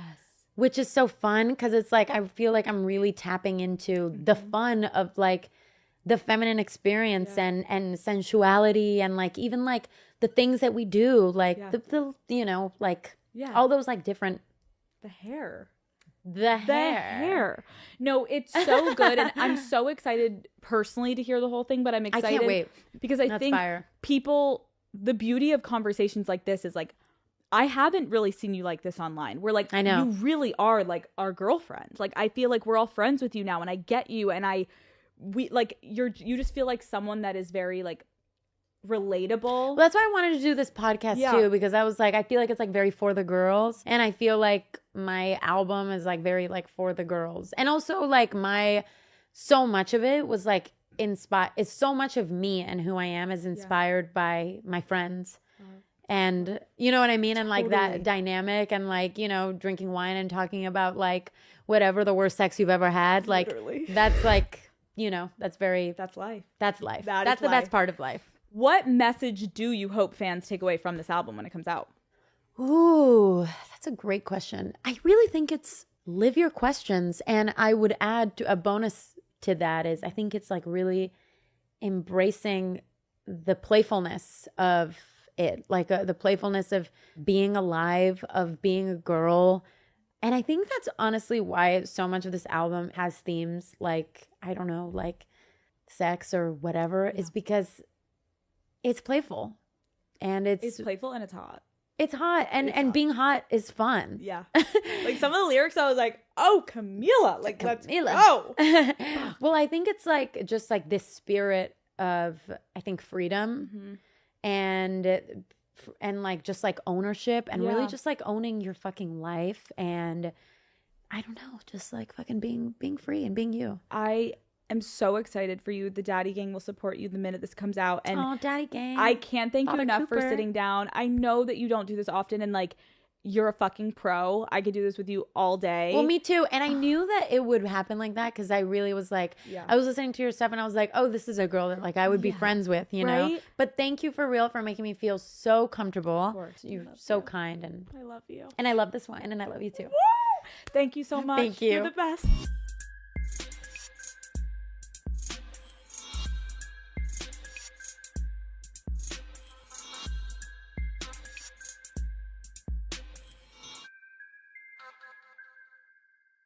Daddy Gang, welcome back to another episode of Call Her Daddy. Today, I am sitting down with Catherine Pies. If you are a fan of the Ace family, then you already know exactly what we're about to get into. But for those of you who may not be as familiar with today's guest, I'm going to catch you up, okay? Catherine and her ex-husband, Austin McBroom, started the Ace Family YouTube channel in 2016. They were essentially the first family vloggers to ever do it, and people were so obsessed with them. To this day, they still have 18 million subscribers, okay? So for years, everyone watched Catherine and Austin's relationship play out online. We watched them get engaged, have kids, move into new homes, and they documented every aspect of their lives on YouTube. Now, throughout their relationship, there was a lot of controversy. There was financial turmoil, and there were tons and tons of cheating allegations. But to the public, they always put up a united front until they suddenly stopped posting and revealed that they were getting a divorce. For the past about 2 years, they have been basically not really addressing anything, and there are so many unanswered questions. How often was Austin actually cheating? Was Catherine aware the entire time? What was going on with their finances? And what is the truth behind the drug allegations? So, Daddy Gang, I am excited to give Catherine the opportunity to speak on all of it today in long form for the first time. Let's get into it. What is up, Daddy Gang? It is your founding father, Alex Cooper, with Call Her Daddy. Catherine Pies, welcome to Call Her Daddy. Thank you. Okay. We've got a lot to talk about, obviously. You and your ex-husband, Austin McBroom, started the Ace family, which quickly became quite literally the biggest family YouTube channel ever to exist. And then suddenly you guys went dark. And I think everyone has a lot of questions, which we're going to get into. But first, I just want to know, how are you doing? I'm doing good. I feel like I'm in a new place in my life, and I'm just so excited just to like be free with myself and just be authentic. Not that I wasn't authentic before. I just feel like I'm at just a new stage in my life. Yeah. You and Austin's last video together was almost 2 years ago. I know. I didn't even know that. Almost 2 years ago. Okay, that's crazy. Which is crazy because I feel like for so long people watched you every single day. Like you were on our screens for so long. So to go for 2 years, it's been a long time. Why are you ready to talk about all of this now? I think for me, it's like I felt silenced for so long, and it wasn't like someone was silencing me. I was silencing myself.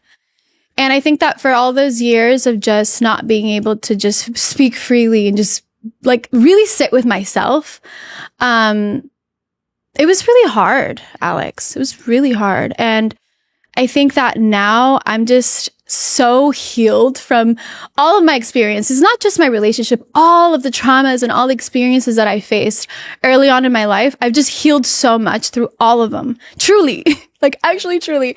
And I just feel so, alive. I feel like I can really just be myself, and it's okay. Yeah. You know, it's okay to be me and sit with myself. And I wrote a book. Yes, you did. I wrote a book about, some of the experiences that I had early in my life, into my adulthood. Mm-hmm. And I think through my healing and through writing of this book, I've really just like came back to myself. That's really beautiful because I think so many people always say like, why now to people? And I actually was interested to know like, why now? And I can feel your energy. And like, I think a lot of people who have been your fan for so long have wanted you to get to this point in your life. But I do know a lot of it is a little messy because I just obviously saw some chapters got released of your memoir. And then you have your ex-husband, Austin, coming forward, and he's already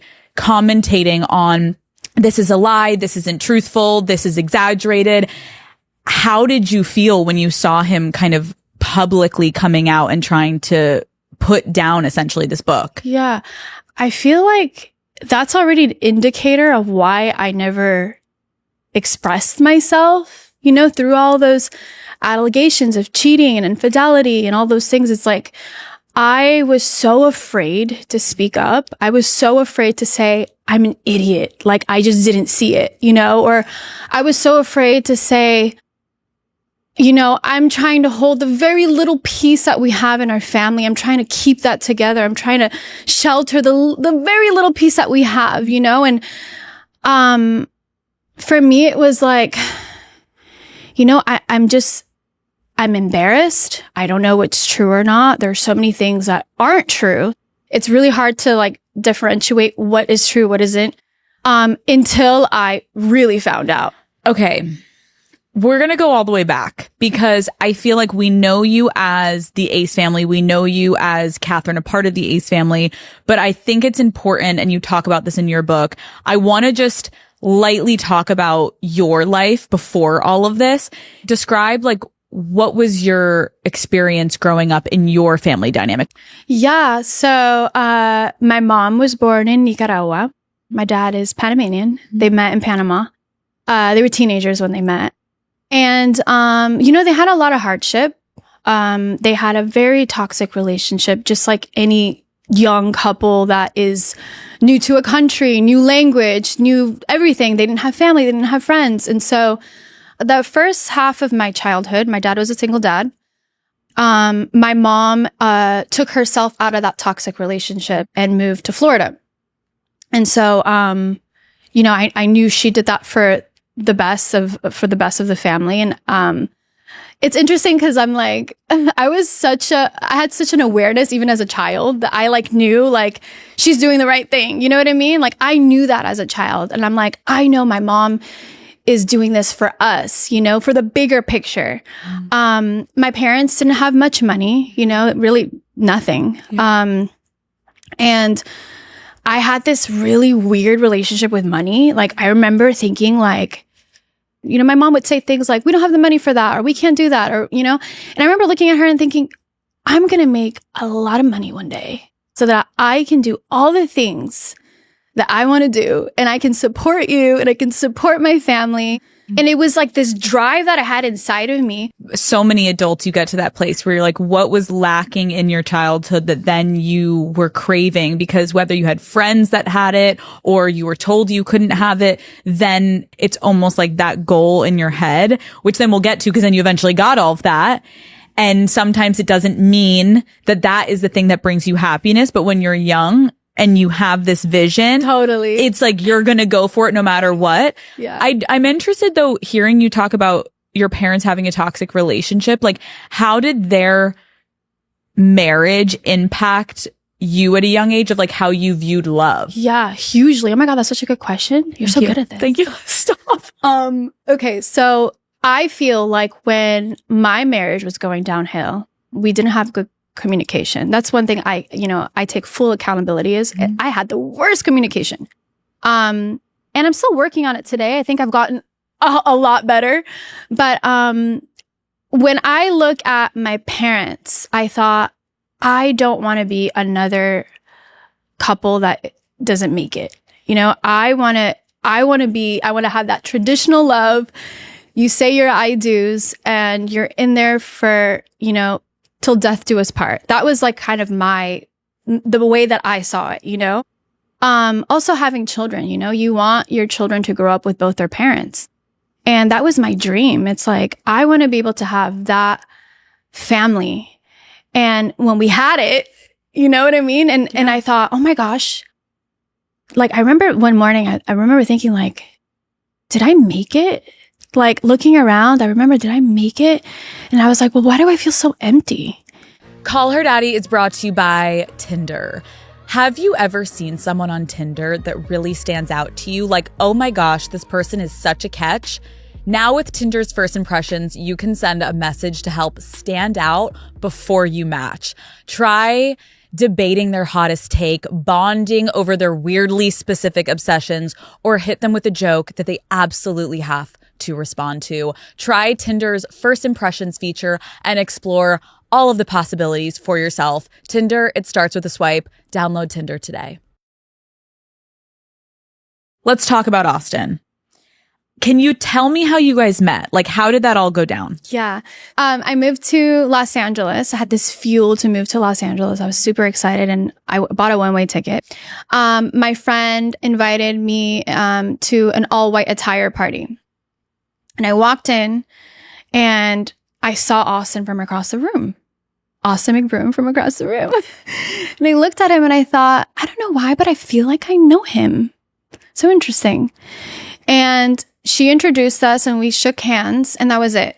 And then I took an Uber home and I didn't talk to him.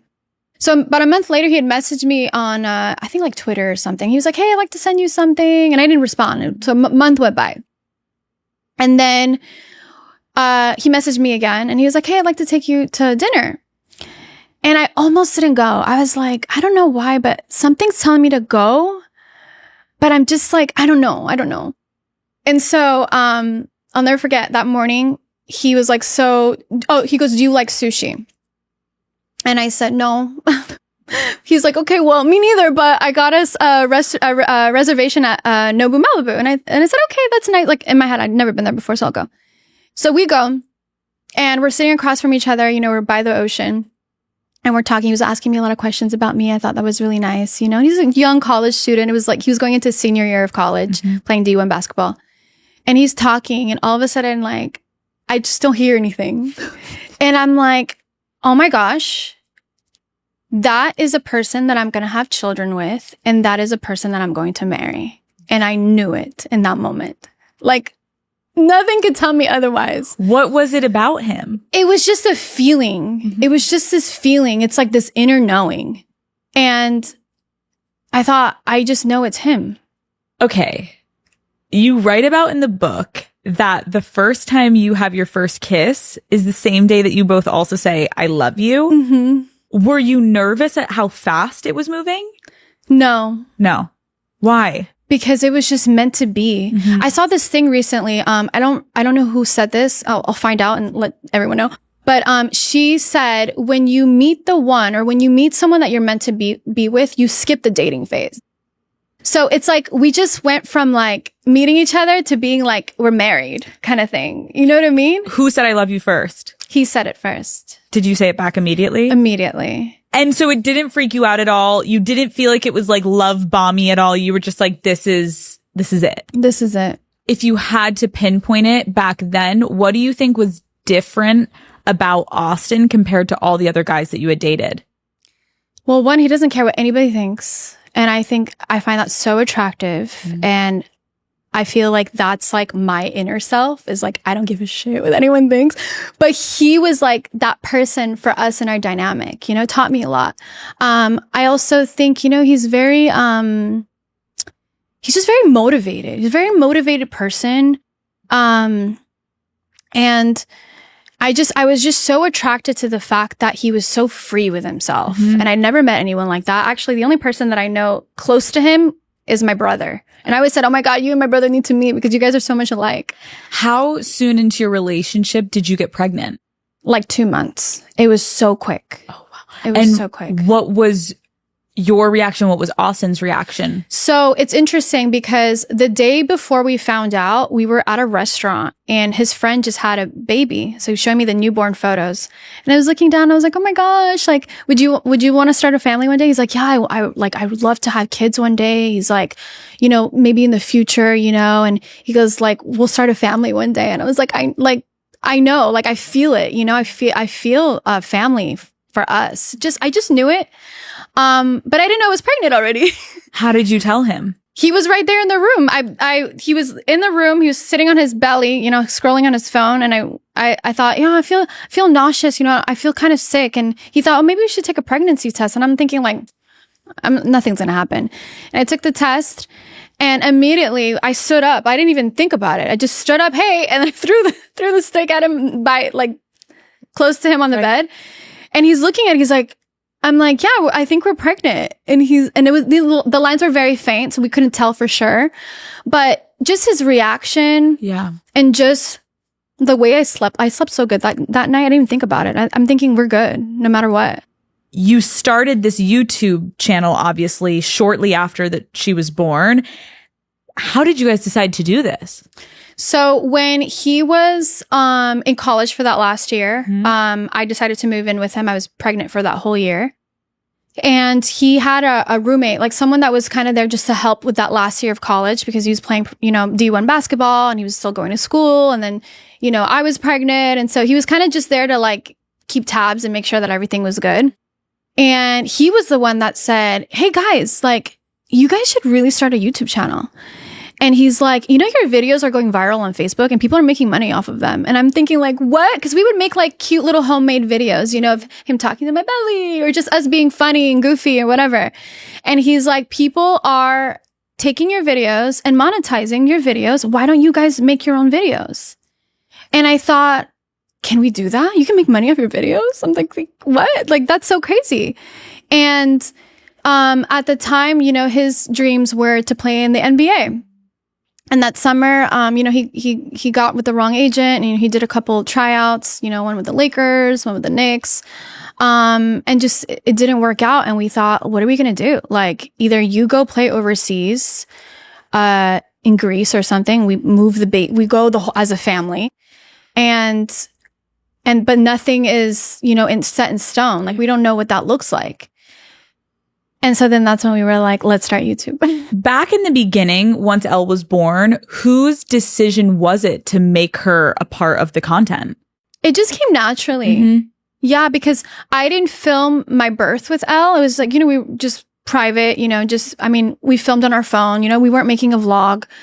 And I think like it just made sense because we're so hands-on with our child and I was not going to get a nanny. I'm like, I'm going to raise my daughter, I'm finally have my daughter here, and I thought, well, we can make content with our daughter, we can just naturally, organically share our journey. Did you have any hesitations in the beginning or later on about putting your kids on camera? Never. And you know why, Alex? Why? Because back in the day, it was really new. Like YouTube, it's been a thing for a while, but we were really like that, like,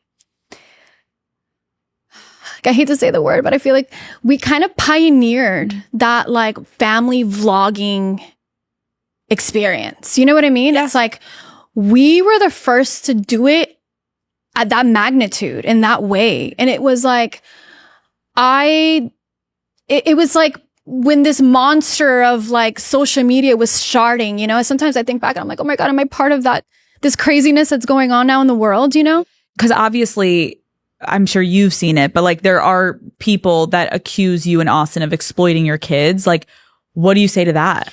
Yeah, I just think that like when we first started, it was so pure. It was like pure intentions. It was like, obviously we want to make a living, like anyone wants to make a living, you got to work. But it was more like we're just being present with our family, our daughter. And it's interesting because we would make these elaborate videos and we found out very early on that people enjoyed our family vlogs, our simple family vlogs sitting on the floor. Those would get more views than our like big elaborated videos we would spend money on and doing. So it was just like, well, people just want to see us. They just relate to us. Maybe they see themselves in us. So much of your success is through your children. Like, did you guys have a big conversation about setting them up with money and like putting money away for them? Or was it more just like, it's all the families? Yeah, no, they have their separate bank account. I actually very early on in my career, I think 2017 when Elle was about a year old, we got her a bank account, I think that those were the conversations and things we were having. Yeah. But in terms of like exploitation and stuff like that never crossed our mind. Yeah. That was like, I just feel like we were just the beginning of something new. How do you feel about it now? We're in the age of technology and, it's like, there's no right or wrong, I don't think. Like, I think that like if people choose to keep their certain private things away from social media, that's beautiful. And I think that if some people choose to do it the opposite way, I think that that's beautiful too. I think that, everything's meant to be the way that it's meant to be. Once you guys kind of started really becoming yourselves and people knew the Ace family, like on a good month, can I ask, like, how much were you guys making? So there was a period we were making seven figures a month. To me, it was like I was numb to it. Truly, like it was just like it didn't make any sense. I was going through this phase in my life where I just felt so disattached, and now I look back and think, oh my God, I would have done so much with that. I would have invested. I would have bought my mom a house, my dad a house. I would have done this and that. And it's like, we just didn't have the right mentors. We didn't have the right tools. You know, we had a lot of yes men around us, and we just made really bad business decisions along the way.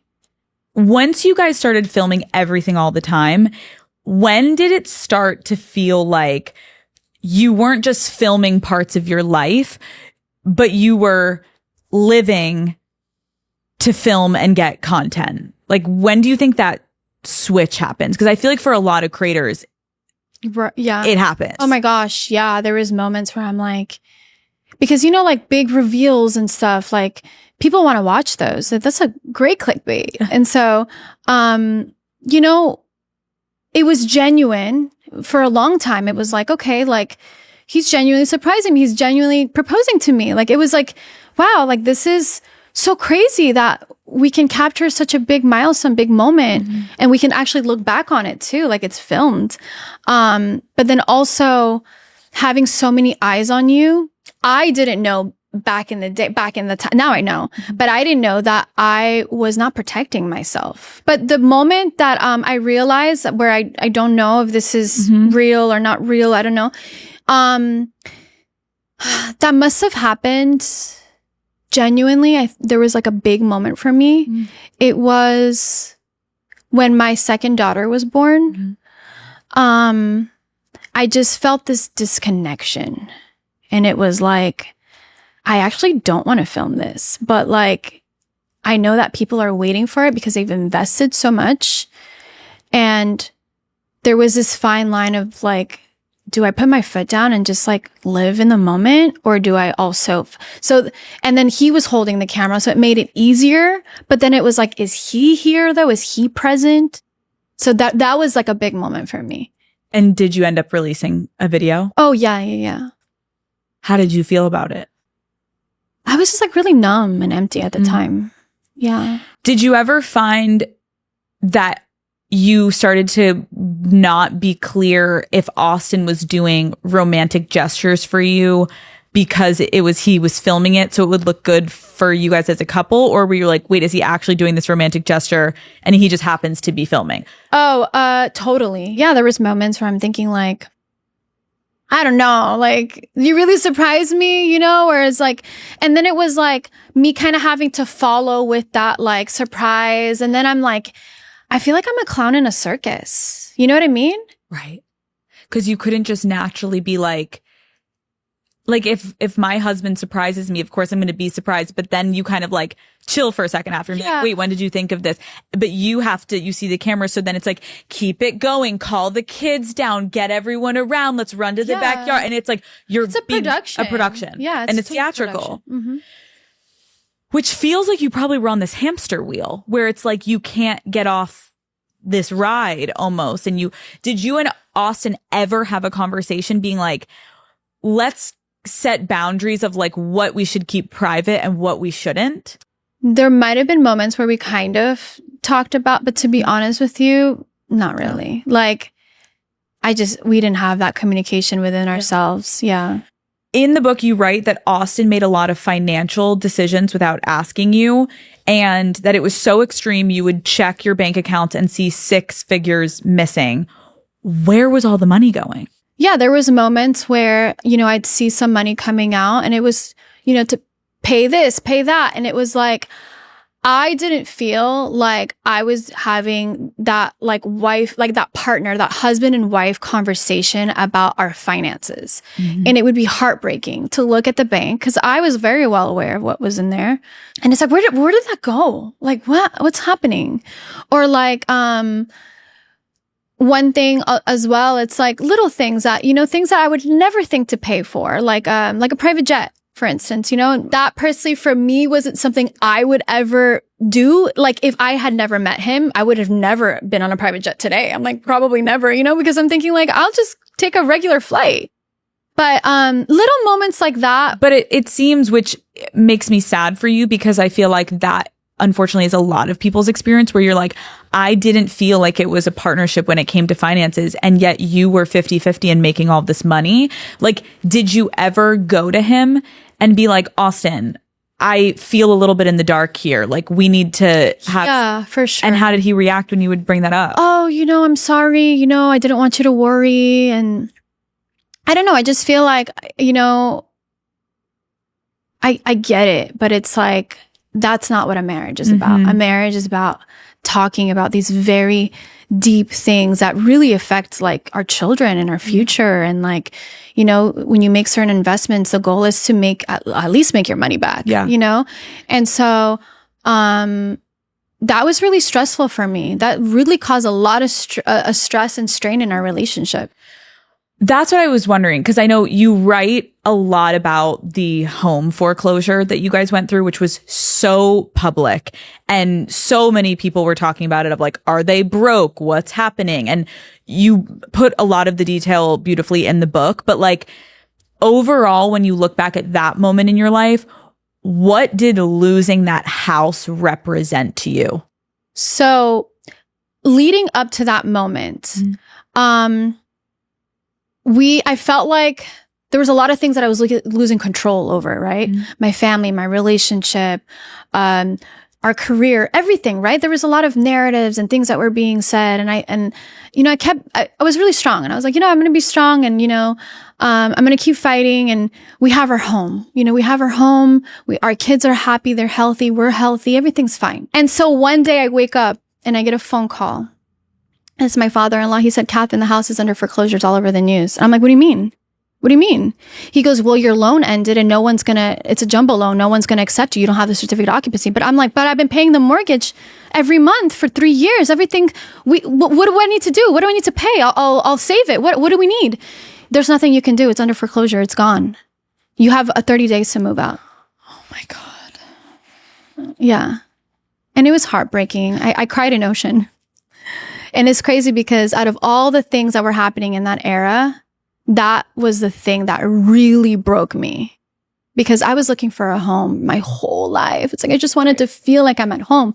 Can you explain to me, because I'm sure people are really confused and want a little bit of clarity on, like, there was so much going on behind the scenes, obviously, that people didn't know. Like, what was it really like between you and Austin when the cameras were off? When the cameras were off, I wouldn't say that there was much of a change. Okay. I think if anything, at least I can speak for myself, I feel like I was pretending. You know what I mean? It's like, I feel like I was just so disconnected from myself, not like everything around me, but like within myself, And I was like, all of this happened so fast. Like, I gave birth. We started a YouTube channel. It grows overnight. I'm a new mother. I'm newly married. There's all these eyes on us. There's so many people that want things from us. And, it was just a lot of things. And so when the cameras were off, it was more like, I'm just going to sit here and breastfeed my baby and just like scroll on my phone. Like, I never went out. I never hung out with my friends. I hardly saw my family. I was in a really dark place. Let's talk about the cheating allegations. So over the years, there were so many different allegations of Austin cheating on you. And it was a pretty constant conversation online for a couple years. At first, how much attention were you giving to these rumors? And did you even believe them when it first started? When it first started, my heart sank. I'm like, oh my gosh. Like, I remember like sitting with myself, oh my gosh, like, is this going to happen? And then it was like, oh, well, I see him. I'm with him every day. Like, we're co-parenting, we're married, we're business partners. I mean, when is he going to have time? But it's really interesting. I was telling my mom the other day, I remember when I was 16 years old and I walked into a room where the TV was on, and there was it was that talk show, Tyra Banks. And there was a lady who said, if a man has enough time to go into the bathroom, he has enough time to cheat. And it just stuck with me. And I thought, does he have enough time to cheat on me? You know what I mean? And so that was kind of like the beginning. It's like, I don't know what's true or not. And, and I'd even have moments where we'd be laying in bed, just falling asleep. And I'd get a text from a random number. Your husband is out at a party with me, da, da, da. And I'm thinking like, he's right over here. So there's moments I didn't know what to believe. There's some things that are true. There's some things that are distorted. There's some things that are not true.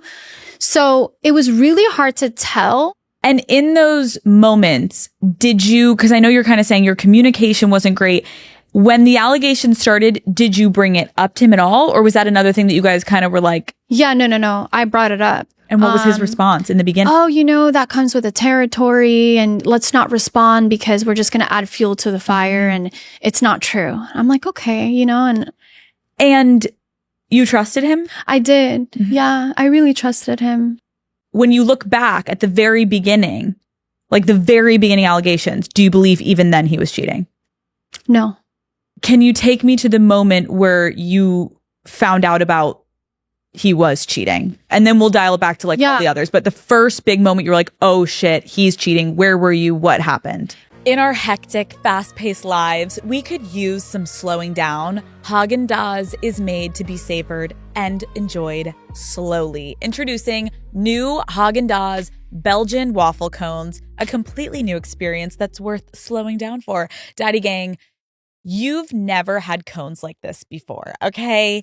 They'll take crunch to a whole new level. Each crispy waffle cone is filled with the velvety smooth ice cream that Haagen-Dazs is known and loved for. Then it's finished with delicious toppings and a decadent bite of sauce waiting for you at the bottom of the cone, okay? Haagen-Dazs Belgian waffle cones come in 4 delicious flavors: vanilla salted caramel, summer berry, triple chocolate fudge, and toasted almond fudge. Boom. Sign me up. You guys know that I have the most hectic days at the office. So when I get home, I love to grab a little treat, toss my phone away, and take a minute to myself. These cones are a must-have in my freezer. I'm obsessed with the summer berry flavor. It's fruity and it's sweet. And seriously, it always hits the spot. It's the perfect way to end a long, stressful day. Ice cream just always hits the spot for me. And these Haagen-Dazs cones are truly the perfect treat. Savor your moment of slow with new Haagen-Dazs Belgian waffle cones available at retailers nationwide. The first big moment, you're like, oh shit, he's cheating. Where were you? What happened? Yeah, so there was like quite a few moments. Okay. But there was a couple of moments where I was like, I'm heartbroken. Okay. Like, the first one. Let's go to the first. So, I don't remember exactly the first moment because I feel like there's just so many. But there was this one moment. I had just had my daughter, my second daughter. She was about 6 months old or something. And he was like, hey, I have to go to Miami for a meeting.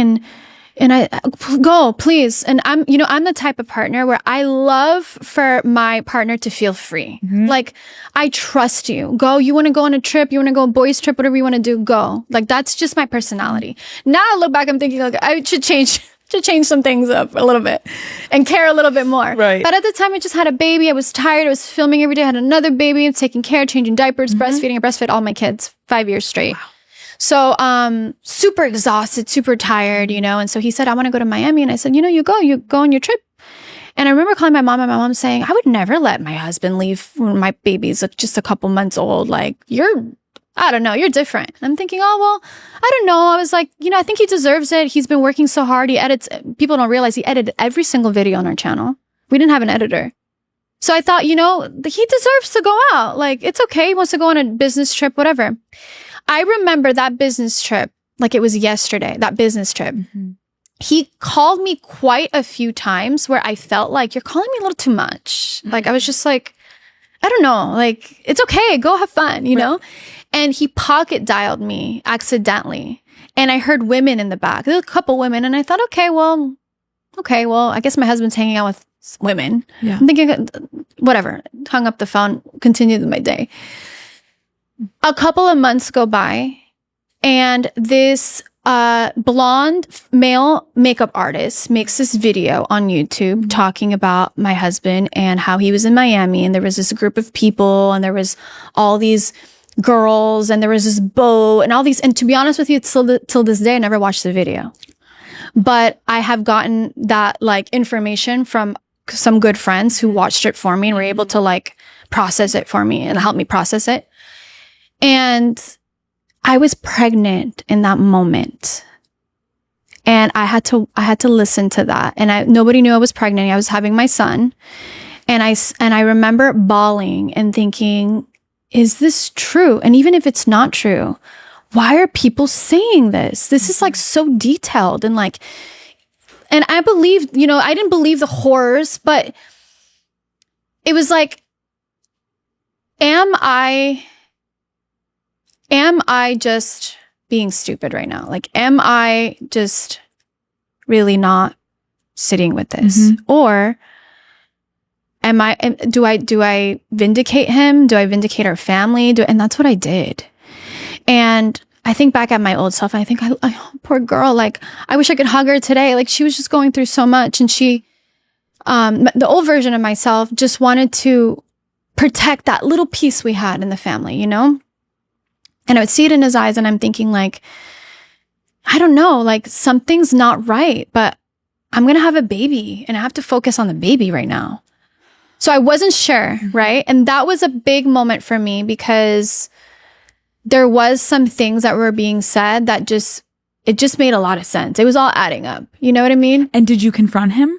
Yeah, I did, but not in a way where I was like, it was more like, how do we fix this? Because this is not true.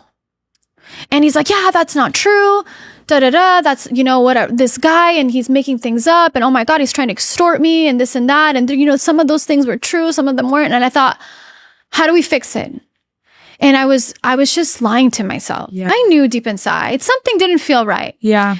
But then a couple months later, I was, we were filming this thing called Vlogmas on YouTube. People film every day for the month of December. And we had done it, it was like a common I theme remember. we would do every winter. And this was in December. And I was, at that point, I was like about 3 months pregnant with my son. Mm-hmm. I didn't know I was having a boy yet. So I just, I was pregnant. I wore baggy shirts and like, I'd wear bigger shirts because I didn't want anyone to know yet. I wanted to keep it to myself, especially because there was all this like negativity going around about him. Yep. So I'm like, I'm just going to keep this to myself. And then there was this moment that changed everything for me. I had a dream. I have a lot of dreams. Yeah. Very symbolic. I'm sure you do too. Yeah. I had a dream where I was walking into my bedroom, the bedroom I was sleeping in. We had this massive, long, 10-foot bed. I'm walking into the room, and he's sitting in the bed, and there's a woman with this beautiful blonde hair. And I just see the back of her, and she turns around, and she's this demon. And I woke up from that nightmare, and I was crying. I was like, oh my God, that was the worst nightmare I've ever had. Like, there was a demon on my bed. And the whole day felt eerie. It was so eerie. It was so weird. And I didn't tell anybody. And I was just like, that's so weird. Couple of hours later, we start filming. And we go to this studio to get my daughter's first haircut. She was a year old, just getting her first haircut. And he, our assistant, who was Austin's friend from back in the day, was there. It was Austin and myself and our daughter. And when we walked in, there's some fans, and they were like, can we take a picture? And I'm like, yeah, like, let's finish filming. You doing this, and we'll take the photo. So they're all waiting there. And, everyone in the salon knows who we are and stuff. So it was just, a regular moment. Yeah. We're there filming. He's filming our daughter's first haircut. And I'm kind of like, I'm taking photos for myself for my phone, like, oh my gosh, like taking the photo. And then like a movie, my phone dies. It just goes black. And I look at him without a thought, and I go, give me your phone. Let me take a photo. Cause we're going to miss the moment. She's getting her first haircut. As soon as my hand grabs that phone, mind you, I had never looked in his phone. Ever. Never. I grabbed the phone and it felt kind of weird because I'm like holding his phone, right? It just felt odd because I knew maybe maybe things he was hiding. I didn't want to look. Yep. As soon as I grabbed the phone, No. like out of a movie, this long text comes through. If you really love your wife, you wouldn't be da da da da da. And I like my brain scanned it, but I wasn't able to read it fully. But in that moment, my heart drops. I'm pregnant. There's people watching us. The camera's on. It felt like it just felt surreal. The assistant notices, looks at him. He grabs the phone from me and instantly deletes the message. And I thought, oh my gosh, it's true. Oh my God. Yeah. And I was calm, very calm. And we paid and we finished. I wasn't in my body anymore. I wasn't on earth anymore. We walk out of the store or the salon and I said, Austin, who was that? And he's like, it's nobody. It's nothing. Please tell me who that was. I saw the text. And I kept replaying what I could have done. Should I ran to the bathroom? Like, should I I'm like, what should I have done? I like tackle him and read it. I was like, I didn't get to fully read it. But you saw enough that it said, if you really love me, you'll leave your wife. It was an emotional. I saw enough to know instantly, this is an emotional relationship he's having with somebody. This is a woman that is having a relationship with my husband. And we got in the car and, then my voice got a little, who was that? Oh, like lower your voice, the kids. And I'm like, okay. And I'm calming myself. The kids are in the car. Let's it's have grace, right? It says strong, poised, get home. We get home, blacked out. I was like yelling, screaming, tell me, please, just tell me who that was. Right. Please I feel so stupid. Just tell me I'm having a baby. Please just tell me. And I ran out of the house. I got in my car and I just started driving. And I didn't know where I was driving, just driving. Crying in the ocean, bawling. I couldn't even see where I was driving. And I thought I need to park somewhere. So I went to a park, parked at the park, put my hands on the wheel. And I said, God, if you hear me, please tell me what to do. And in that moment, it's so interesting because I knew that one day I'd have a son and that I would name him Steele. There was like this inner knowing. Mm-hmm. And when I had that conversation with God and I was really just like a point of just, I'm surrendering. Just tell me what to do. And I heard this voice and it was like, you are having your son. There's a reason you named him Steele. You have to stay strong for this whole pregnancy and just don't make any impulsive decisions. Just keep going. Just keep this in the back of your mind. It's gonna live there and you're gonna see everything's gonna make sense, but don't make any big decisions right now. And I went home and I acted like nothing. I acted like nothing. I didn't talk to him for a couple of days. I think that was the longest we'd ever gone without talking since we met. I think we went like 2-3 days. And then, I texted him and I was like, we need to talk. And we took a drive. We met in the middle of a street and we got in the car and he told me who she was and he showed me. And I was like, okay, so that was the girl you were talking to a couple months back. Now it's all making sense. Like you said, you were talking to a girl that needed help with Snapchat. And I'm thinking like, why is a married man talking to a woman about Snapchat? Like Snapchat wasn't even monetized in the day. Like, what are you talking about? Like, what are you doing? Like, okay, this is making sense. Okay, this is making sense. Okay. So I thought, okay, well, what do we need to do? Like, how can we move on from this? Like, what do we do? Like, I was like, and I didn't tell him this at the time, but I thought I can forgive him because he's crying out for help. And because at the time I wasn't religious. I'm still not religious. I believe in Christ, but I'm not bound by like religious structures. But I was very like, you stick to your husband. I was very like traditional in that sense. And I don't know who made me like that, but I was just that way. And I thought, okay, maybe I can forgive him, And so as the days went on, then we went to a trip to Hawaii someone said we should go there because, that's where the heart chakra of the planet is. And, maybe we can get some healing. And so we went to Hawaii. And then that's when I had posted that I was pregnant. I'm thinking like, I'm getting bigger now. I need to post. And yeah, it's a secret that I was carrying inside of me. And I wanted to like scream out loud that I was going through this, but I couldn't. Listening to you say this though, Catherine, like so many times now, you've said the minute you find out, you're like, how can we fix this? How can we fix this? And I think it does connect to what you've been saying of like, you're on this hamster wheel, you're out of your body, all of this happened to your life and you're just going and you can't even like stop to be like, are you okay? Like, it's almost like it sounds like you weren't even like feeling like you were just like, how do we fix this? It's like almost like your business. You're like, how do we fix this and move forward? How do I say bye my man and move forward? I'm wondering though, when you're saying all this, like, is he apologetic in the car when he's speaking, or is he keeping it more like brushing it under the rug? It's not that big of a deal. I'm going to be honest with you. It never felt apologetic, ever. Yeah. And what's interesting is, even through our divorce, even through everything, I never heard him say the words, I cheated, until about a week ago when that first chapter of my book came out. I've never heard him say the words, I cheated. And when I heard the words, I was like, oh my God, finally I heard it. Thank you so much. That was all I was waiting for. Thank you. That's all I needed to hear. You could have just said it to me. You could have just been honest with me and just told me.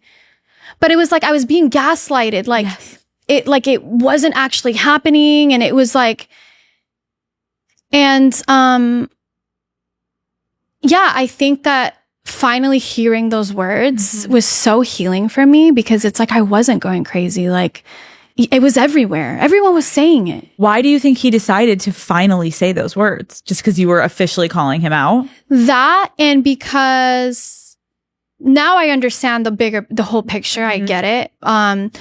I think a common theme for him was, because if you really think about it, what kind of woman sleeps with a married man whose whole identity is based on being a married man and being a family man, So I kept going through those things as well, as like, women are really like that, like women.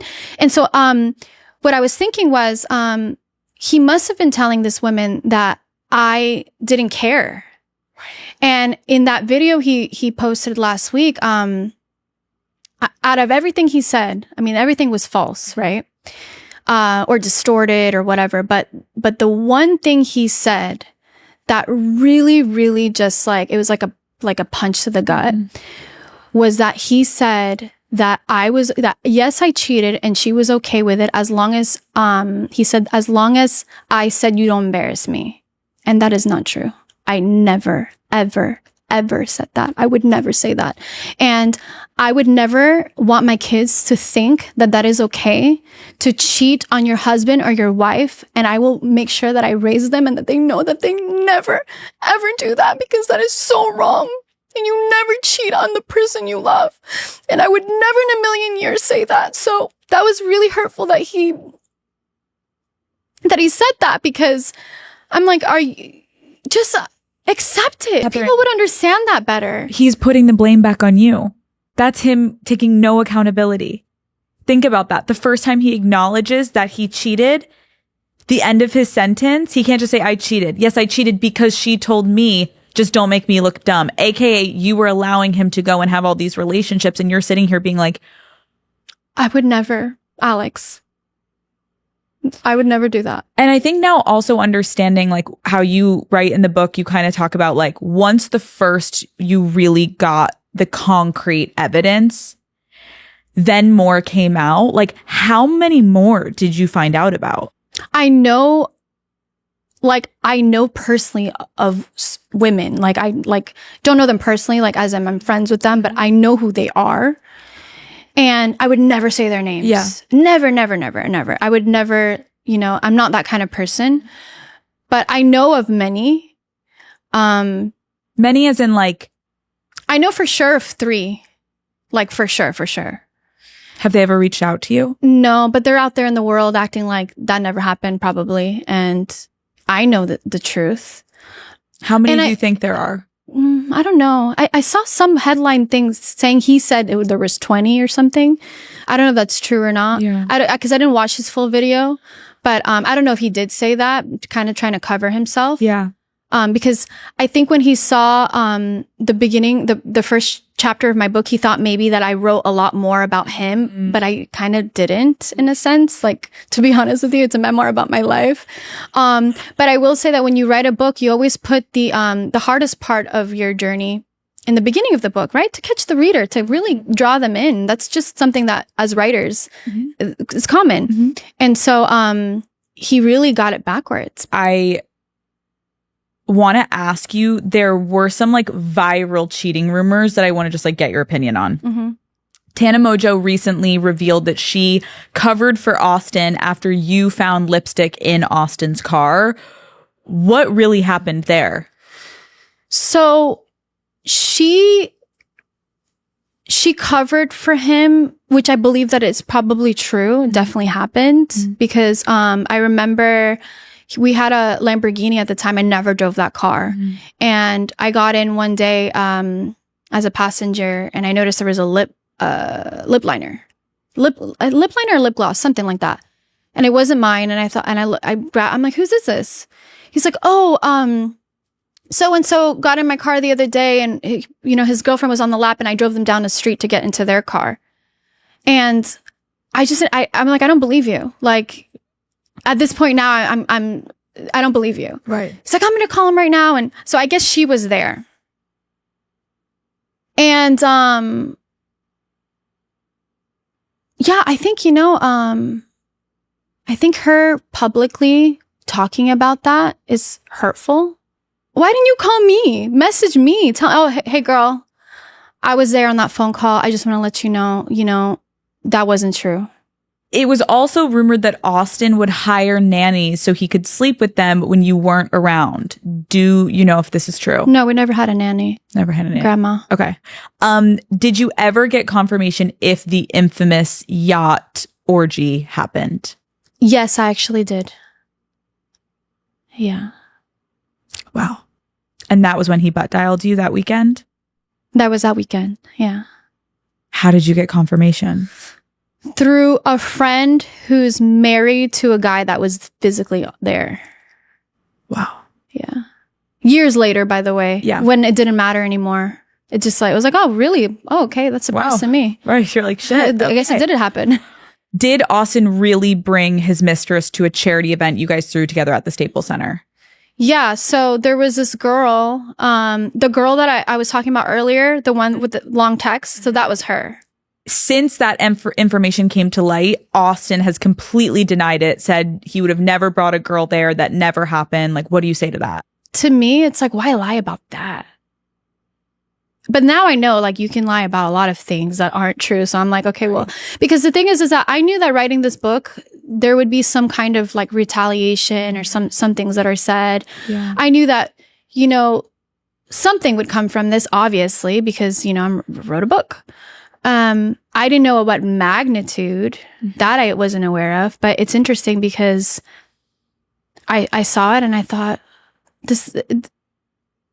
this is not me, I'm past that. Mm-hmm. Like, I truly feel like it was a test.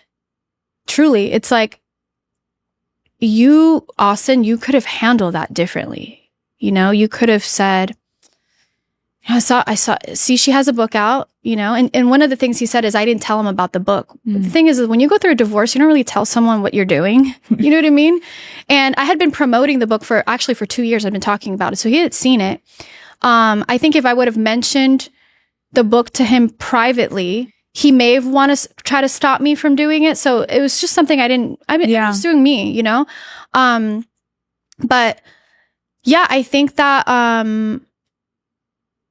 he could have handled it differently. He could have said, I just saw that Catherine, my ex-wife, she has a book out and he could have said something along the lines of, although I don't totally agree with what she said, I guess there's always different sides of the story, and I wish her well. And I'm not proud of the things I did, but we've both moved on and whatever. Yeah. I just feel like the Staples Center moment for him to try to say that wasn't true.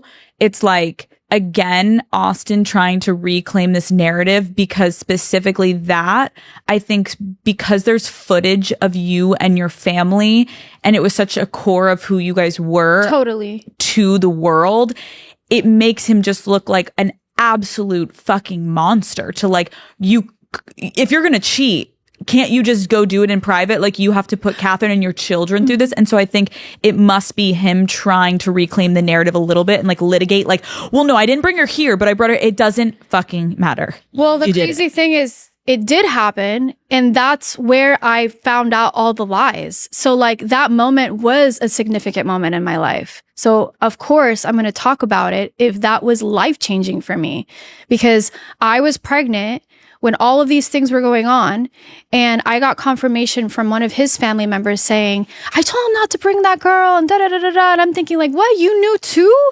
Like, I'm thinking like, oh my gosh, like, I'm just being blindsided over here. Like, I had no idea. Like, truly, like, yeah, I've been seeing the rumors and the narratives, but oh my gosh, like, why can't you tell me? Like, why don't you talk to me? Like, was this before or after the text incident that was around the same time. Okay. So that's when it all started to like come out. And then to go to this event and have that woman there. And now he's trying to say no. Mm-hmm. Okay. Austin recently tried to justify all of his cheating by saying you guys weren't having sex. Mm-hmm. What was your sex life like at the time? So, sex, intimacy is very, very sacred to me. Mm-hmm. Like, more today than it has ever been. Mm-hmm. When I found out that there was cheating, I checked out. Mm-hmm. And I said, my body is a temple, and I refuse to allow anybody to come near my temple if he cannot be honest and truthful and loyal. And it was like, I'm checked out. And it is true. And I wrote it in the book. I put the same exact, put 4 years. It was 4 years.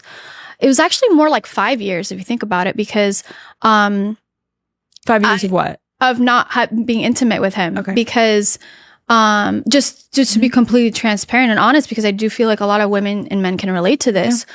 But I was going through a lot of postpartum, your body changes, you're breastfeeding and you're taking care of multiple children. And so, we had my daughter, and then we had, I was pregnant that whole year, and I was, the cheating allegations, all the things. And I thought, I don't know. And then I got pregnant with my son, and I'm thinking like, maybe we can make this work. Maybe this is not what it all seems to be. And, we had just moved into our new house, and we're like, maybe we can have the family that we're always meant to have, the family that we're portrayed to the world, maybe we can really be that. Mm-hmm. And I got pregnant, and then and then I found out he was cheating on me, and that was it. That was a never, ever, ever, like. Never again. Never again. Mm-hmm. And did he pursue you at all? Like, did he try? No. And that's how I knew that there was cheating going on. Right. Yeah. And now I know how that's not normal. Mm-hmm. At the time, I thought, we're going through a lot, there's a lot of bad things happening around us. We have children, and we're overworked, and we're tired, and we're stressed, and we're anxious, and all these things. And now I think back, I'm like, even when I would we would kiss, or it was a disconnection. And I thought, this isn't my husband. Like, prior to all the cheating allegations, did you have a healthy intimacy life with him? Yeah. Mm-hmm. Yeah. I think that's what part of, our love and our bond. It's like, we are so deeply connected, in all ways. Mm-hmm. And yeah, I'm a huge part of this problem, though. It's like, I take it full accountability on being in a relationship with someone and not also pursuing intimacy, because although I was disgusted and I didn't want like to be intimate, I didn't have these very serious conversations like, hey, maybe we should go see a therapist. Like maybe we should do couples therapy. Maybe like this isn't normal going like another year without being physically intimate. It is such an important part of a marriage and a relationship. Was it the cheating that really broke down your marriage, or were you guys rocky before you found out and with the allegations? It was the cheating. There was nothing else. Could handle anything. I have to ask, Austin said you weren't having sex because you believed you were the Virgin Mary reincarnated. What is your response to that? It's really hurtful because it's just such a strange thing to say. For years in my spiritual journey, I would, everyone in my circle and everyone knows how deeply connected I am to Christ and to Mother Mary. More than ever today, I feel like I can connect to her always. And I think that's just his way to just throwing jabs, just trying to make me look crazy, try to paint a picture of she's crazy. Yeah, it's kind of sad. Yeah. During all of this, I think this is something that's very sadly relatable, but you didn't confide in anyone, right? For most of the time. How did you decide not to tell your mom or anyone? My decision was solely based on the fact that I didn't want that to change people's perception of him, because I thought that we could heal and we can get to a better place. I didn't want to say something and then them like have so much, information. At the end of the day, it's almost like gossip, gossiping. And I truly believe that gossiping is poison. And so I thought, this is my marriage and I'm just gonna keep it to myself because I need to figure it out within myself. When I decided that I wanted a divorce, that's truly when I told my parents and my family. It's like, I want to get a divorce. And they were very supportive of me. But was it like eating you alive, holding this on by yourself? Yes, and for a while it was, but I felt at one point, I'm like, everybody knows. It's like everybody knows. It was like, it started to become so obvious. I do think, which I'm interested to hear your opinion on this, like, I think there was a point where the public was almost shifting to being like so frustrated almost with you because all of these women are coming forward with like pretty detailed, tangible stories. And you guys are posting like a united front, nothing's going on. How do you think not acknowledging all of it publicly impacted your reputation? Call Her Daddy is brought to you by White Claw. I don't know who needs to hear this, but you're way too hot to be spending the summer sitting inside scrolling on your phone. What are you doing? What are you doing? Stop letting plans die out in the group chat. Grab a White Claw and go make some memories, okay? Whether you're yapping poolside, hitting a barbecue, or just kicking back around a fire, a cold White Claw goes perfectly with your summer plans. That's right, Daddy Gang. It is White Claw summer. 100 calories in 12 glorious ounces, gluten-free, and the taste you know and love.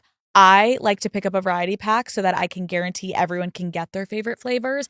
I am personally through and through always a black cherry girl, but Matt loves the mango and Lauren's favorite is lime. So there's truly something for everyone. It's time to come out of hibernation and stop leaving everyone on red. We're finding a guy with a boat and we're having a damn drink. My friends and I strictly drank White Claw for an entire girls trip last year. And now I can't even smell sunscreen without being reminded of that trip. It was honestly the best time ever. There is nothing better than warm sun, a tiny bikini, tiny bikini, and an ice cold claw in your hand. That is peak life. Pick up a pack from your favorite local spa and grab life by the claw with your favorite flavor this summer. Please drink responsibly. Hard seltzer with flavors. White Claw Seltzer works. Chicago, Illinois. How do you think not acknowledging all of it publicly impacted your reputation? It deeply impacted my reputation. I felt like I was like in a fishbowl and like I couldn't, like it's like all these eyes pressing in on me, and I'm thinking like, oh my gosh, I don't know. Do I protect, or do I say my truth and then my whole life changes? You know what I mean? And it's like, I always thought about my kids first. Like, I need to be a mother to them. I need to mother them. Their mother needs to be happy, healthy, laughing, playing. Like, I don't want to like have 2 separate homes right now. I don't want to have to figure out what I'm going to do for a living now, because we've been doing this for almost 10 years. You know, we've been doing this for so long. And it was just me trying to just like navigate that with myself. Like, I didn't want to make these big impulsive decisions publicly. And I think that's totally fair. I think like, I get why people would start to be like, hello, like, do you know, like, what are you doing? Like, say something or leave, or say I'm staying with him, even though I think there was moments where I'm like, I'm going to leave tomorrow. Like, I'm going to do this tomorrow, and I'm just not going to look back, and I'm just going to go, and I'm going to find a place, and you know, we won't film, and people are going to wonder what happened to us. That, like, I had those moments. Yeah, I had those moments. Yeah. But I think what was the hardest part about all of it was that he would never admit to it. And I thought, well, if you're not admitting it to me, you're not going to admit it to the world. Right. So that was the hardest part. Right. It's almost like you were in this like gaslighted situation where this person is telling you it's not happening. And even though in your heart, you know it's happening, you also are presenting as united front to the world. And it's like, am I going to say it? And then he's going to deny it, even though the whole world knows it. And I'm pregnant and I don't want to leave and I have kids. Like, it's such a complicated situation. And I get with social media, people just judge on the surface. I've done it. You know what I mean? Another thing too, Alex, is another big thing that I had in the forefront of my mind, and now I look back and think like, oh my gosh, I shouldn't have been thinking like that. But I felt like if I broke the family, I'm thinking like, I'm needing to break the family for this, then I'm going to break everyone's heart. I'm going to break millions and millions of people who watch us and who sees us as this power couple. And I'm going to break everyone's heart because this isn't real. This isn't true. This isn't what people think it is anymore. And I also didn't want people to bash him, because I'm like, as much as he hurt me, as much as I feel like I got stabbed in the back, like, I can handle that. But like, can you handle the scrutiny and the all this? It's like, and clearly not, because my book didn't even come out yet. And he, you know, but for a long time, that was a huge part of why I didn't want to speak up, because I don't want the father of my children to get this like public humiliation. But then over the years, I thought, well, he already got it. You know, I need to do what's best for me. I can't keep living in a lie. I can't not address the big elephant in the room. I also will just say, and I'm sure so many people watching right now are feeling this, like, I have so much respect for you, even trying to protect him, because I think a lot of people understandably would be like, fuck you. And the fact that you, again, chose to put your family first and not yourself first, and you really looked at the big picture. Like, I think a lot of women, and especially mothers, will be able to be like, I think I would do the same thing. Yeah. You talk about a breaking point, because I think at some point we're all like, the cheating, and when did you know this marriage was completely over, and how did you go about telling him? There was a conversation that we had right before he had this big boxing match. He was it was like our event, and then he was like the main person on the card. And the night before, I felt like something was about to happen. I don't know. It was like this like intuition feeling like in my gut. I'm like, I don't know. Something feels really strange about tomorrow. Like, the fight was going to be the next day. And we were in the living room, and you know, the lights were down, the kids were sleeping, and I said, I'm not happy. And he's like, why are you talking about this now? Why are you doing this now? I have a fight tomorrow. Like, can't you just be a little bit more sympathetic to, you know? And I was like, but I had to say it right now. I'm really not happy. Like, I genuinely don't feel good, Austin. Like, something doesn't feel right. And, oh, you know, we could have had this conversation after, and this and that. And then the next day, He got really sick right before his fight. He had 103 fever. He was really sick. It felt like a message. It didn't feel like he just randomly got sick. No one else got sick but Austin. And I walked into, they were staying at an Airbnb. It was like the whole team, you know, everybody for the fight, and they were getting ready to get in the sprinter van or the bus. And I came in, had hair and makeup done, and I'm like, hey, what's going on? He's like, come into the room.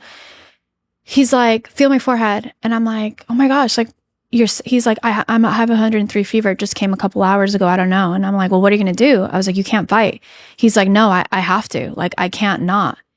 And mind you, we just had this conversation about yesterday, like this gut feeling, like something doesn't feel right. And like, I feel like what happened that night in the fight was very, it was like a mirror of what's going on in our internal life. Can you explain, just if people didn't see the fight? Yeah. So basically, he got really sick. Mm-hmm. I went out into the floor, you know, we're all watching them on the ring, and the first time he got knocked down, I thought, oh my God, this is the first time I've ever seen my husband crumble. And my heart stopped, and I wanted to scream and cry and yell, and just, I hated that moment. And then there was a voice, and then he got knocked down. It was the second one, and then a third, and then a fourth, and then a fifth. And he just kept standing up. And I kept thinking, oh my gosh, this is who he is. He always stands up when he falls. And I heard this voice, and it was like, it's okay. He's having an ego death. He has to go through this. Hold space for him. Everything's gonna be okay. And we left the ring. We got in the ambulance. He was completely disoriented. He just kept saying the words, I need water. And I was like yelling at the paramedics, please get him water. He's thirsty. He needs water. And they're like, no, it's against protocol. We can't give him water. We have to wait to get him into the hospital and check in and this and that. And so, that happened. And then the next day he was feeling better. And I grabbed his hand and I posted a picture of us holding hands. And I was so ready to let go the day before. And I was like telling the world, I'm still here for him. And it was like this moment of like, yes, we are not romantically together in that way, but I still respect him as a father of my children. Mm. And no matter what, I will always stand by his side. And it was like that kind of energy. So then it was almost like I was okay being in the relationship as a family, as like, I'm here, we're a team. Mm-hmm. But it was like, we were not a team. Mm-hmm. You were still lying to me. When did you tell him you wanted a divorce? So we had talked about it a couple times. I never said the words, I want a divorce. Mm-hmm. I never said those words ever out loud. We had the last conversation we'd had on separating. We actually talked about him, you know, getting another home, and I was getting another home because we were actually planning on leaving the rental we were at. Mm-hmm. And you know when you have like really deep conversations about making plans and then they just don't fall through? Mm-hmm. So it's kind of like that kind of thing. And then the stress of like life and all the things that it brings, you know? So that wasn't like, we weren't trying to get that done quickly, you know? Because usually when it comes to an end, you want to get it done, yeah. Right? But we hadn't reached that moment of like, it's an urgency. We need to do it right now. When I had that realization that it has to happen right now, I have to stop waiting for the right time, because there's never going to be a right time. The moment is now. Mm-hmm. And I had that realization when it was on my 33rd birthday. So this is really interesting. My whole life, like ever since I was a kid, I always said 33 is going to be the biggest year of my life. And I would say that just like jokingly in my mind. And I thought 33 is going to be the biggest year of my life. And then I turned 33, and I was talking to my dad, and I was like, hey, I really want to go to this retreat in Brazil. And he was like, I want to go with you. And I was like, perfect. Like me, you, and Ryan will go to this retreat, you know? And I booked my flight on my birthday. Okay.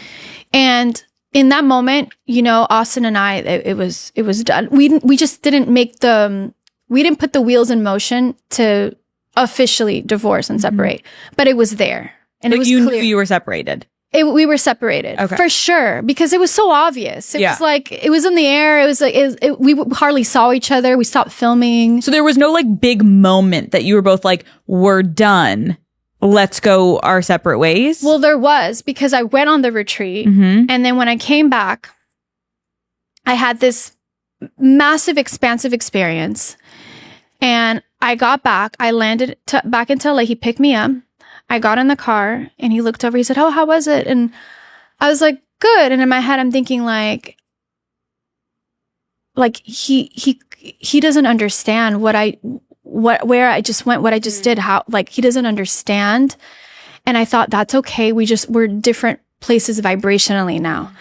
And I was like, if I'm going to say it, I'm going to say it right now. I got in the car, I closed the door. How was it? We're literally driving out of the airport. And I said, Austin, I need to talk to you. He's like, "Hey, yeah, what's up?" I was like, it's not a secret that our relationship is done and we're both unhappy. You know, I've been unhappy for a long time. I know you've been unhappy for a long time, and I want a divorce. And he's driving. Okay. It's like, okay. I was like, oh my gosh. All right. Well, I was like, oh my gosh, I'm so happy. I was like, I'm on your team and I love you and I want to do this right. And, you know, it doesn't have to get ugly. I pray. I don't want it to get ugly. And I said, and I said these words. I said, let's discuss an exit plan together as a team. Like, let's do it together. He goes, yeah, we could talk about it, you know? And I was like, he goes, it's funny because, my realtor the other day sent me a house, that's for rent down the street from where we're living now. And I thought, oh, okay, cool. He's like, yeah, it's interesting how life works. And I was like, yeah. I was like, have you seen the house? He's like, oh, I'm going to see it next week. And I'm like, okay, cool. And then it was just kind of like, okay, like, we're going to do this. Why did you guys never make a video to kind of like talk about your separation? Because that was kind of like your guys' thing. Well, I didn't want to make a video because if he wasn't telling me the truth without the cameras rolling, he's for sure not going to tell the truth with the cameras rolling. So I thought, well, I'm not going to do a video with you side by side if you can't say I cheated on my wife and, you know, it led us to this path where we both have made mistakes. I would share my mistakes, you know, like I didn't have good communication, you know, I wasn't there for him maybe when he needed me emotionally, you know, and all of these things. And I thought, he can't be honest, so I'm not doing the video. And then he came out and said that you didn't want him to make his own video explaining the breakup from his point of view. And I guess that kind of answers it because you're like, well, you're not going to tell the fucking truth. He didn't tell the truth. He said that there's things that I regret, but it's like, that could be anything. Right. And then not to mention, so this is the thing about that. And I'm just going to be completely bluntly honest because at this point, just my throat chakra is open and I'm just going to be me. Let's go. When we discussed the divorce, I said, I'd really like to do a joint like statement.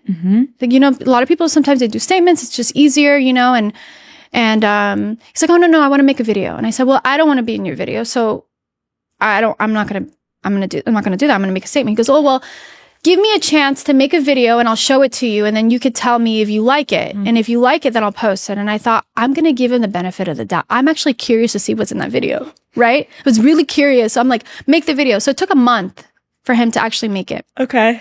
And I'm like, okay. Here we go. I get to see it. Oh my gosh. Like, I'm so curious what he said. And I was in the room, in the office room, and I was watching it. And just blunt, like honest to God, was watching the video and I thought, this is like social suicide. Like, I genuinely feel like this is going to make him look so bad. And I love Austin no matter what. And I care about him, truly. So I'm thinking if he couldn't at least say the truth, because people love truth. Yeah. People love when people are honest and vulnerable. And he wasn't doing that. It was like he was going around the truth. And I looked at him, I said, I don't like the video. I was like, if you post that, go ahead. But if you post that, it doesn't look, I'm just going to be honest.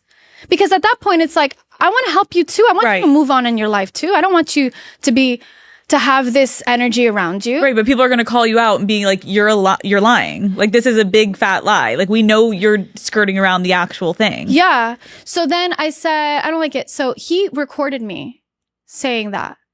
Why do you think he recorded you? I mean, I'm just finding this out, by the way. Because you didn't know he was filming. No, I think it was because he thought, well, this is what I think. I think he was never planning on posting the video. I think he made it. So, and again, I don't know, right? Yeah. This is just my speculation. Yeah. I think he made it knowing he wasn't going to post it, but made it so that because he knew I wouldn't like it. Because he knows me. He knows me. He's been living with me. He's married to me for years. I'm the mother of his children. Right. And I think he recorded me almost purposely to get those words out of me so that maybe later in the future, if he ever needed it. Wow. And he got it in 24 hours. He had it there in his phone. It was almost like ready to go. And when I saw that, I thought, oh my gosh, can other people see this? Or am I the only one who sees like... That's crazy that he's like secretly recording manipulative. It's manipulative. And it's illegal. Well, that's what I was told too. And I thought, well, I don't want to go that route because I mean, we were filming each other and doing pranks and things throughout the day. And then he would say, well, we used to film each other. And then the fans would say, well, you guys were always filming each other. And I thought, oh my gosh, my book just come out? Because I'm like, I just want to move on. Truly. One of the biggest conversations online right now is around your ayahuasca use. When did you start taking it? In that really dark period of my life, my marriage was going downhill. I lost my house. My business partners scammed me. Many, many things were happening in our internal lives, our family, our friends, all the things. I just had a baby. I was really in a really dark place. And my brother had been doing this very sacred medicine work for many years. Mm-hmm. And he would tell me all the time, Catherine, one day, like, when you're ready, I'll be here for you. And it's a solo journey.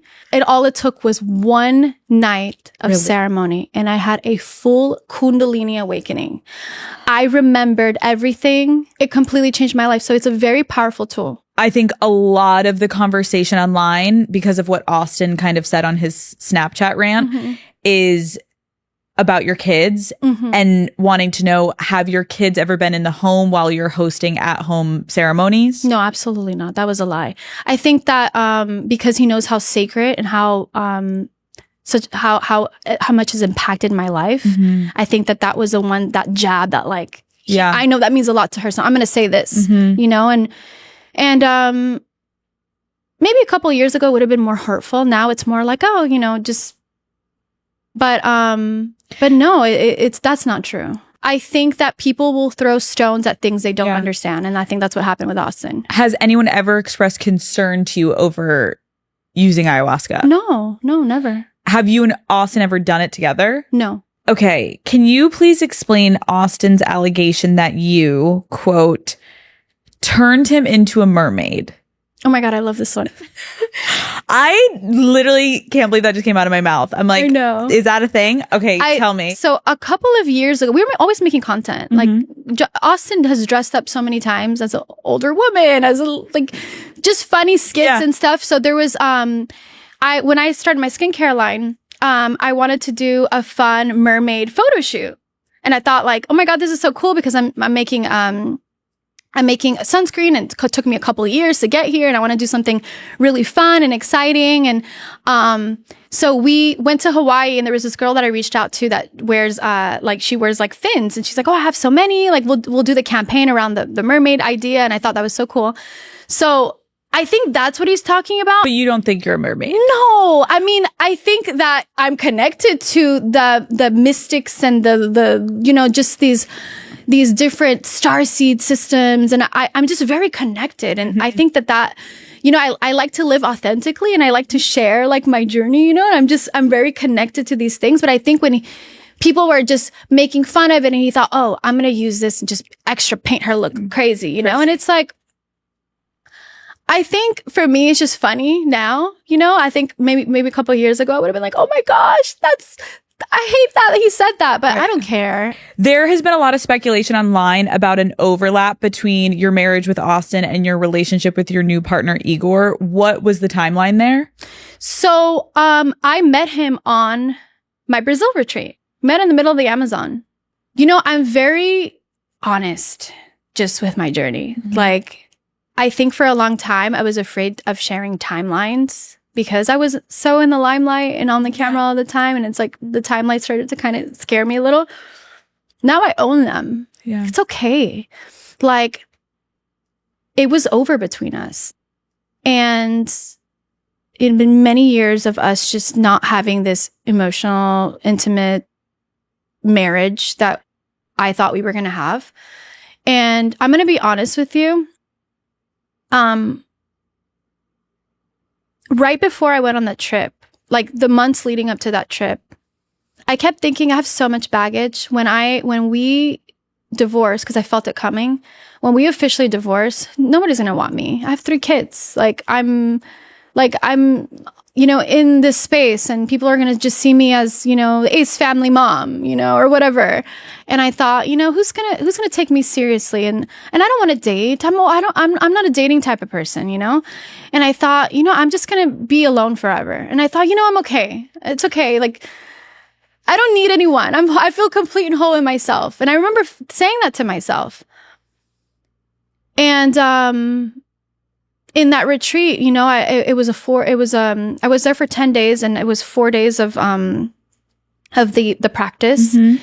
And, on the 3rd day, I'm like, oh my gosh, like, I don't have as much baggage as I thought I did. I think it was all in my head. And I really started to sit with myself. And yeah, I met him in that experience. It was a friendship. It was like, never imagined that anything would ever go further, ever in a million years. Like, if you would have told me, like, a year ago, or a couple of years ago that I was going to meet someone, I thought, me meeting somebody who?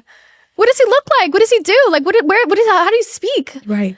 And I've never felt so safe in my entire life. And I feel like I earned it because I spent so many years just being there and just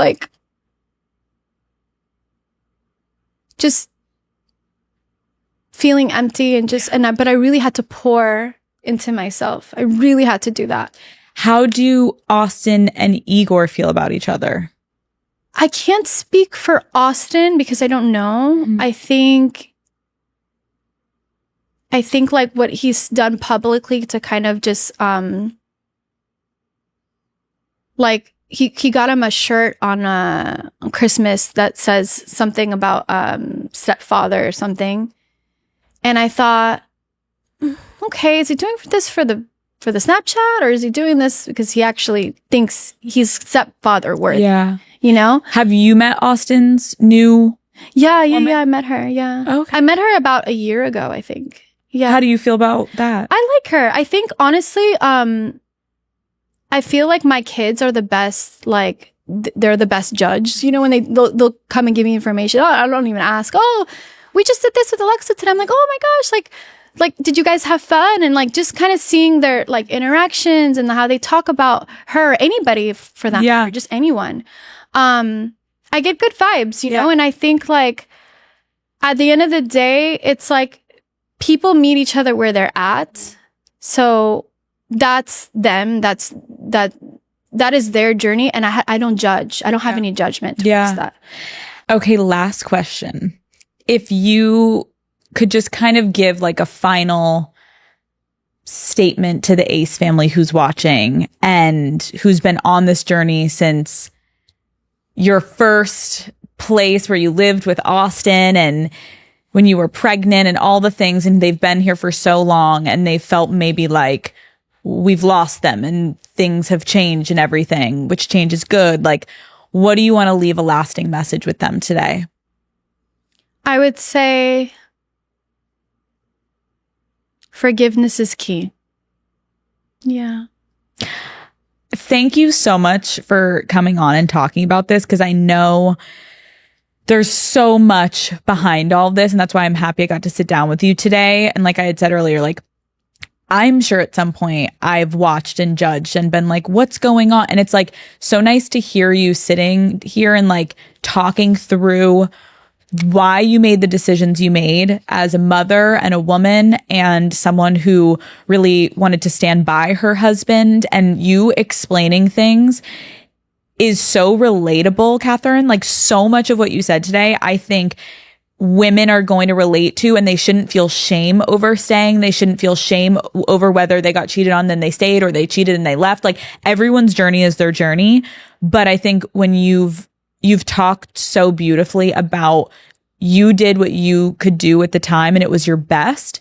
And now you're also at a place in your life where you never thought you would be. You just said, I never thought I'd find another person. I thought I'd be alone. I thought I had all this baggage. And turns out there's another chapter, and then there will be another chapter and another chapter. So I'm just so happy that you trusted me with your story. And I'm really excited for everyone to read your book. Thank you. Thank you for coming on.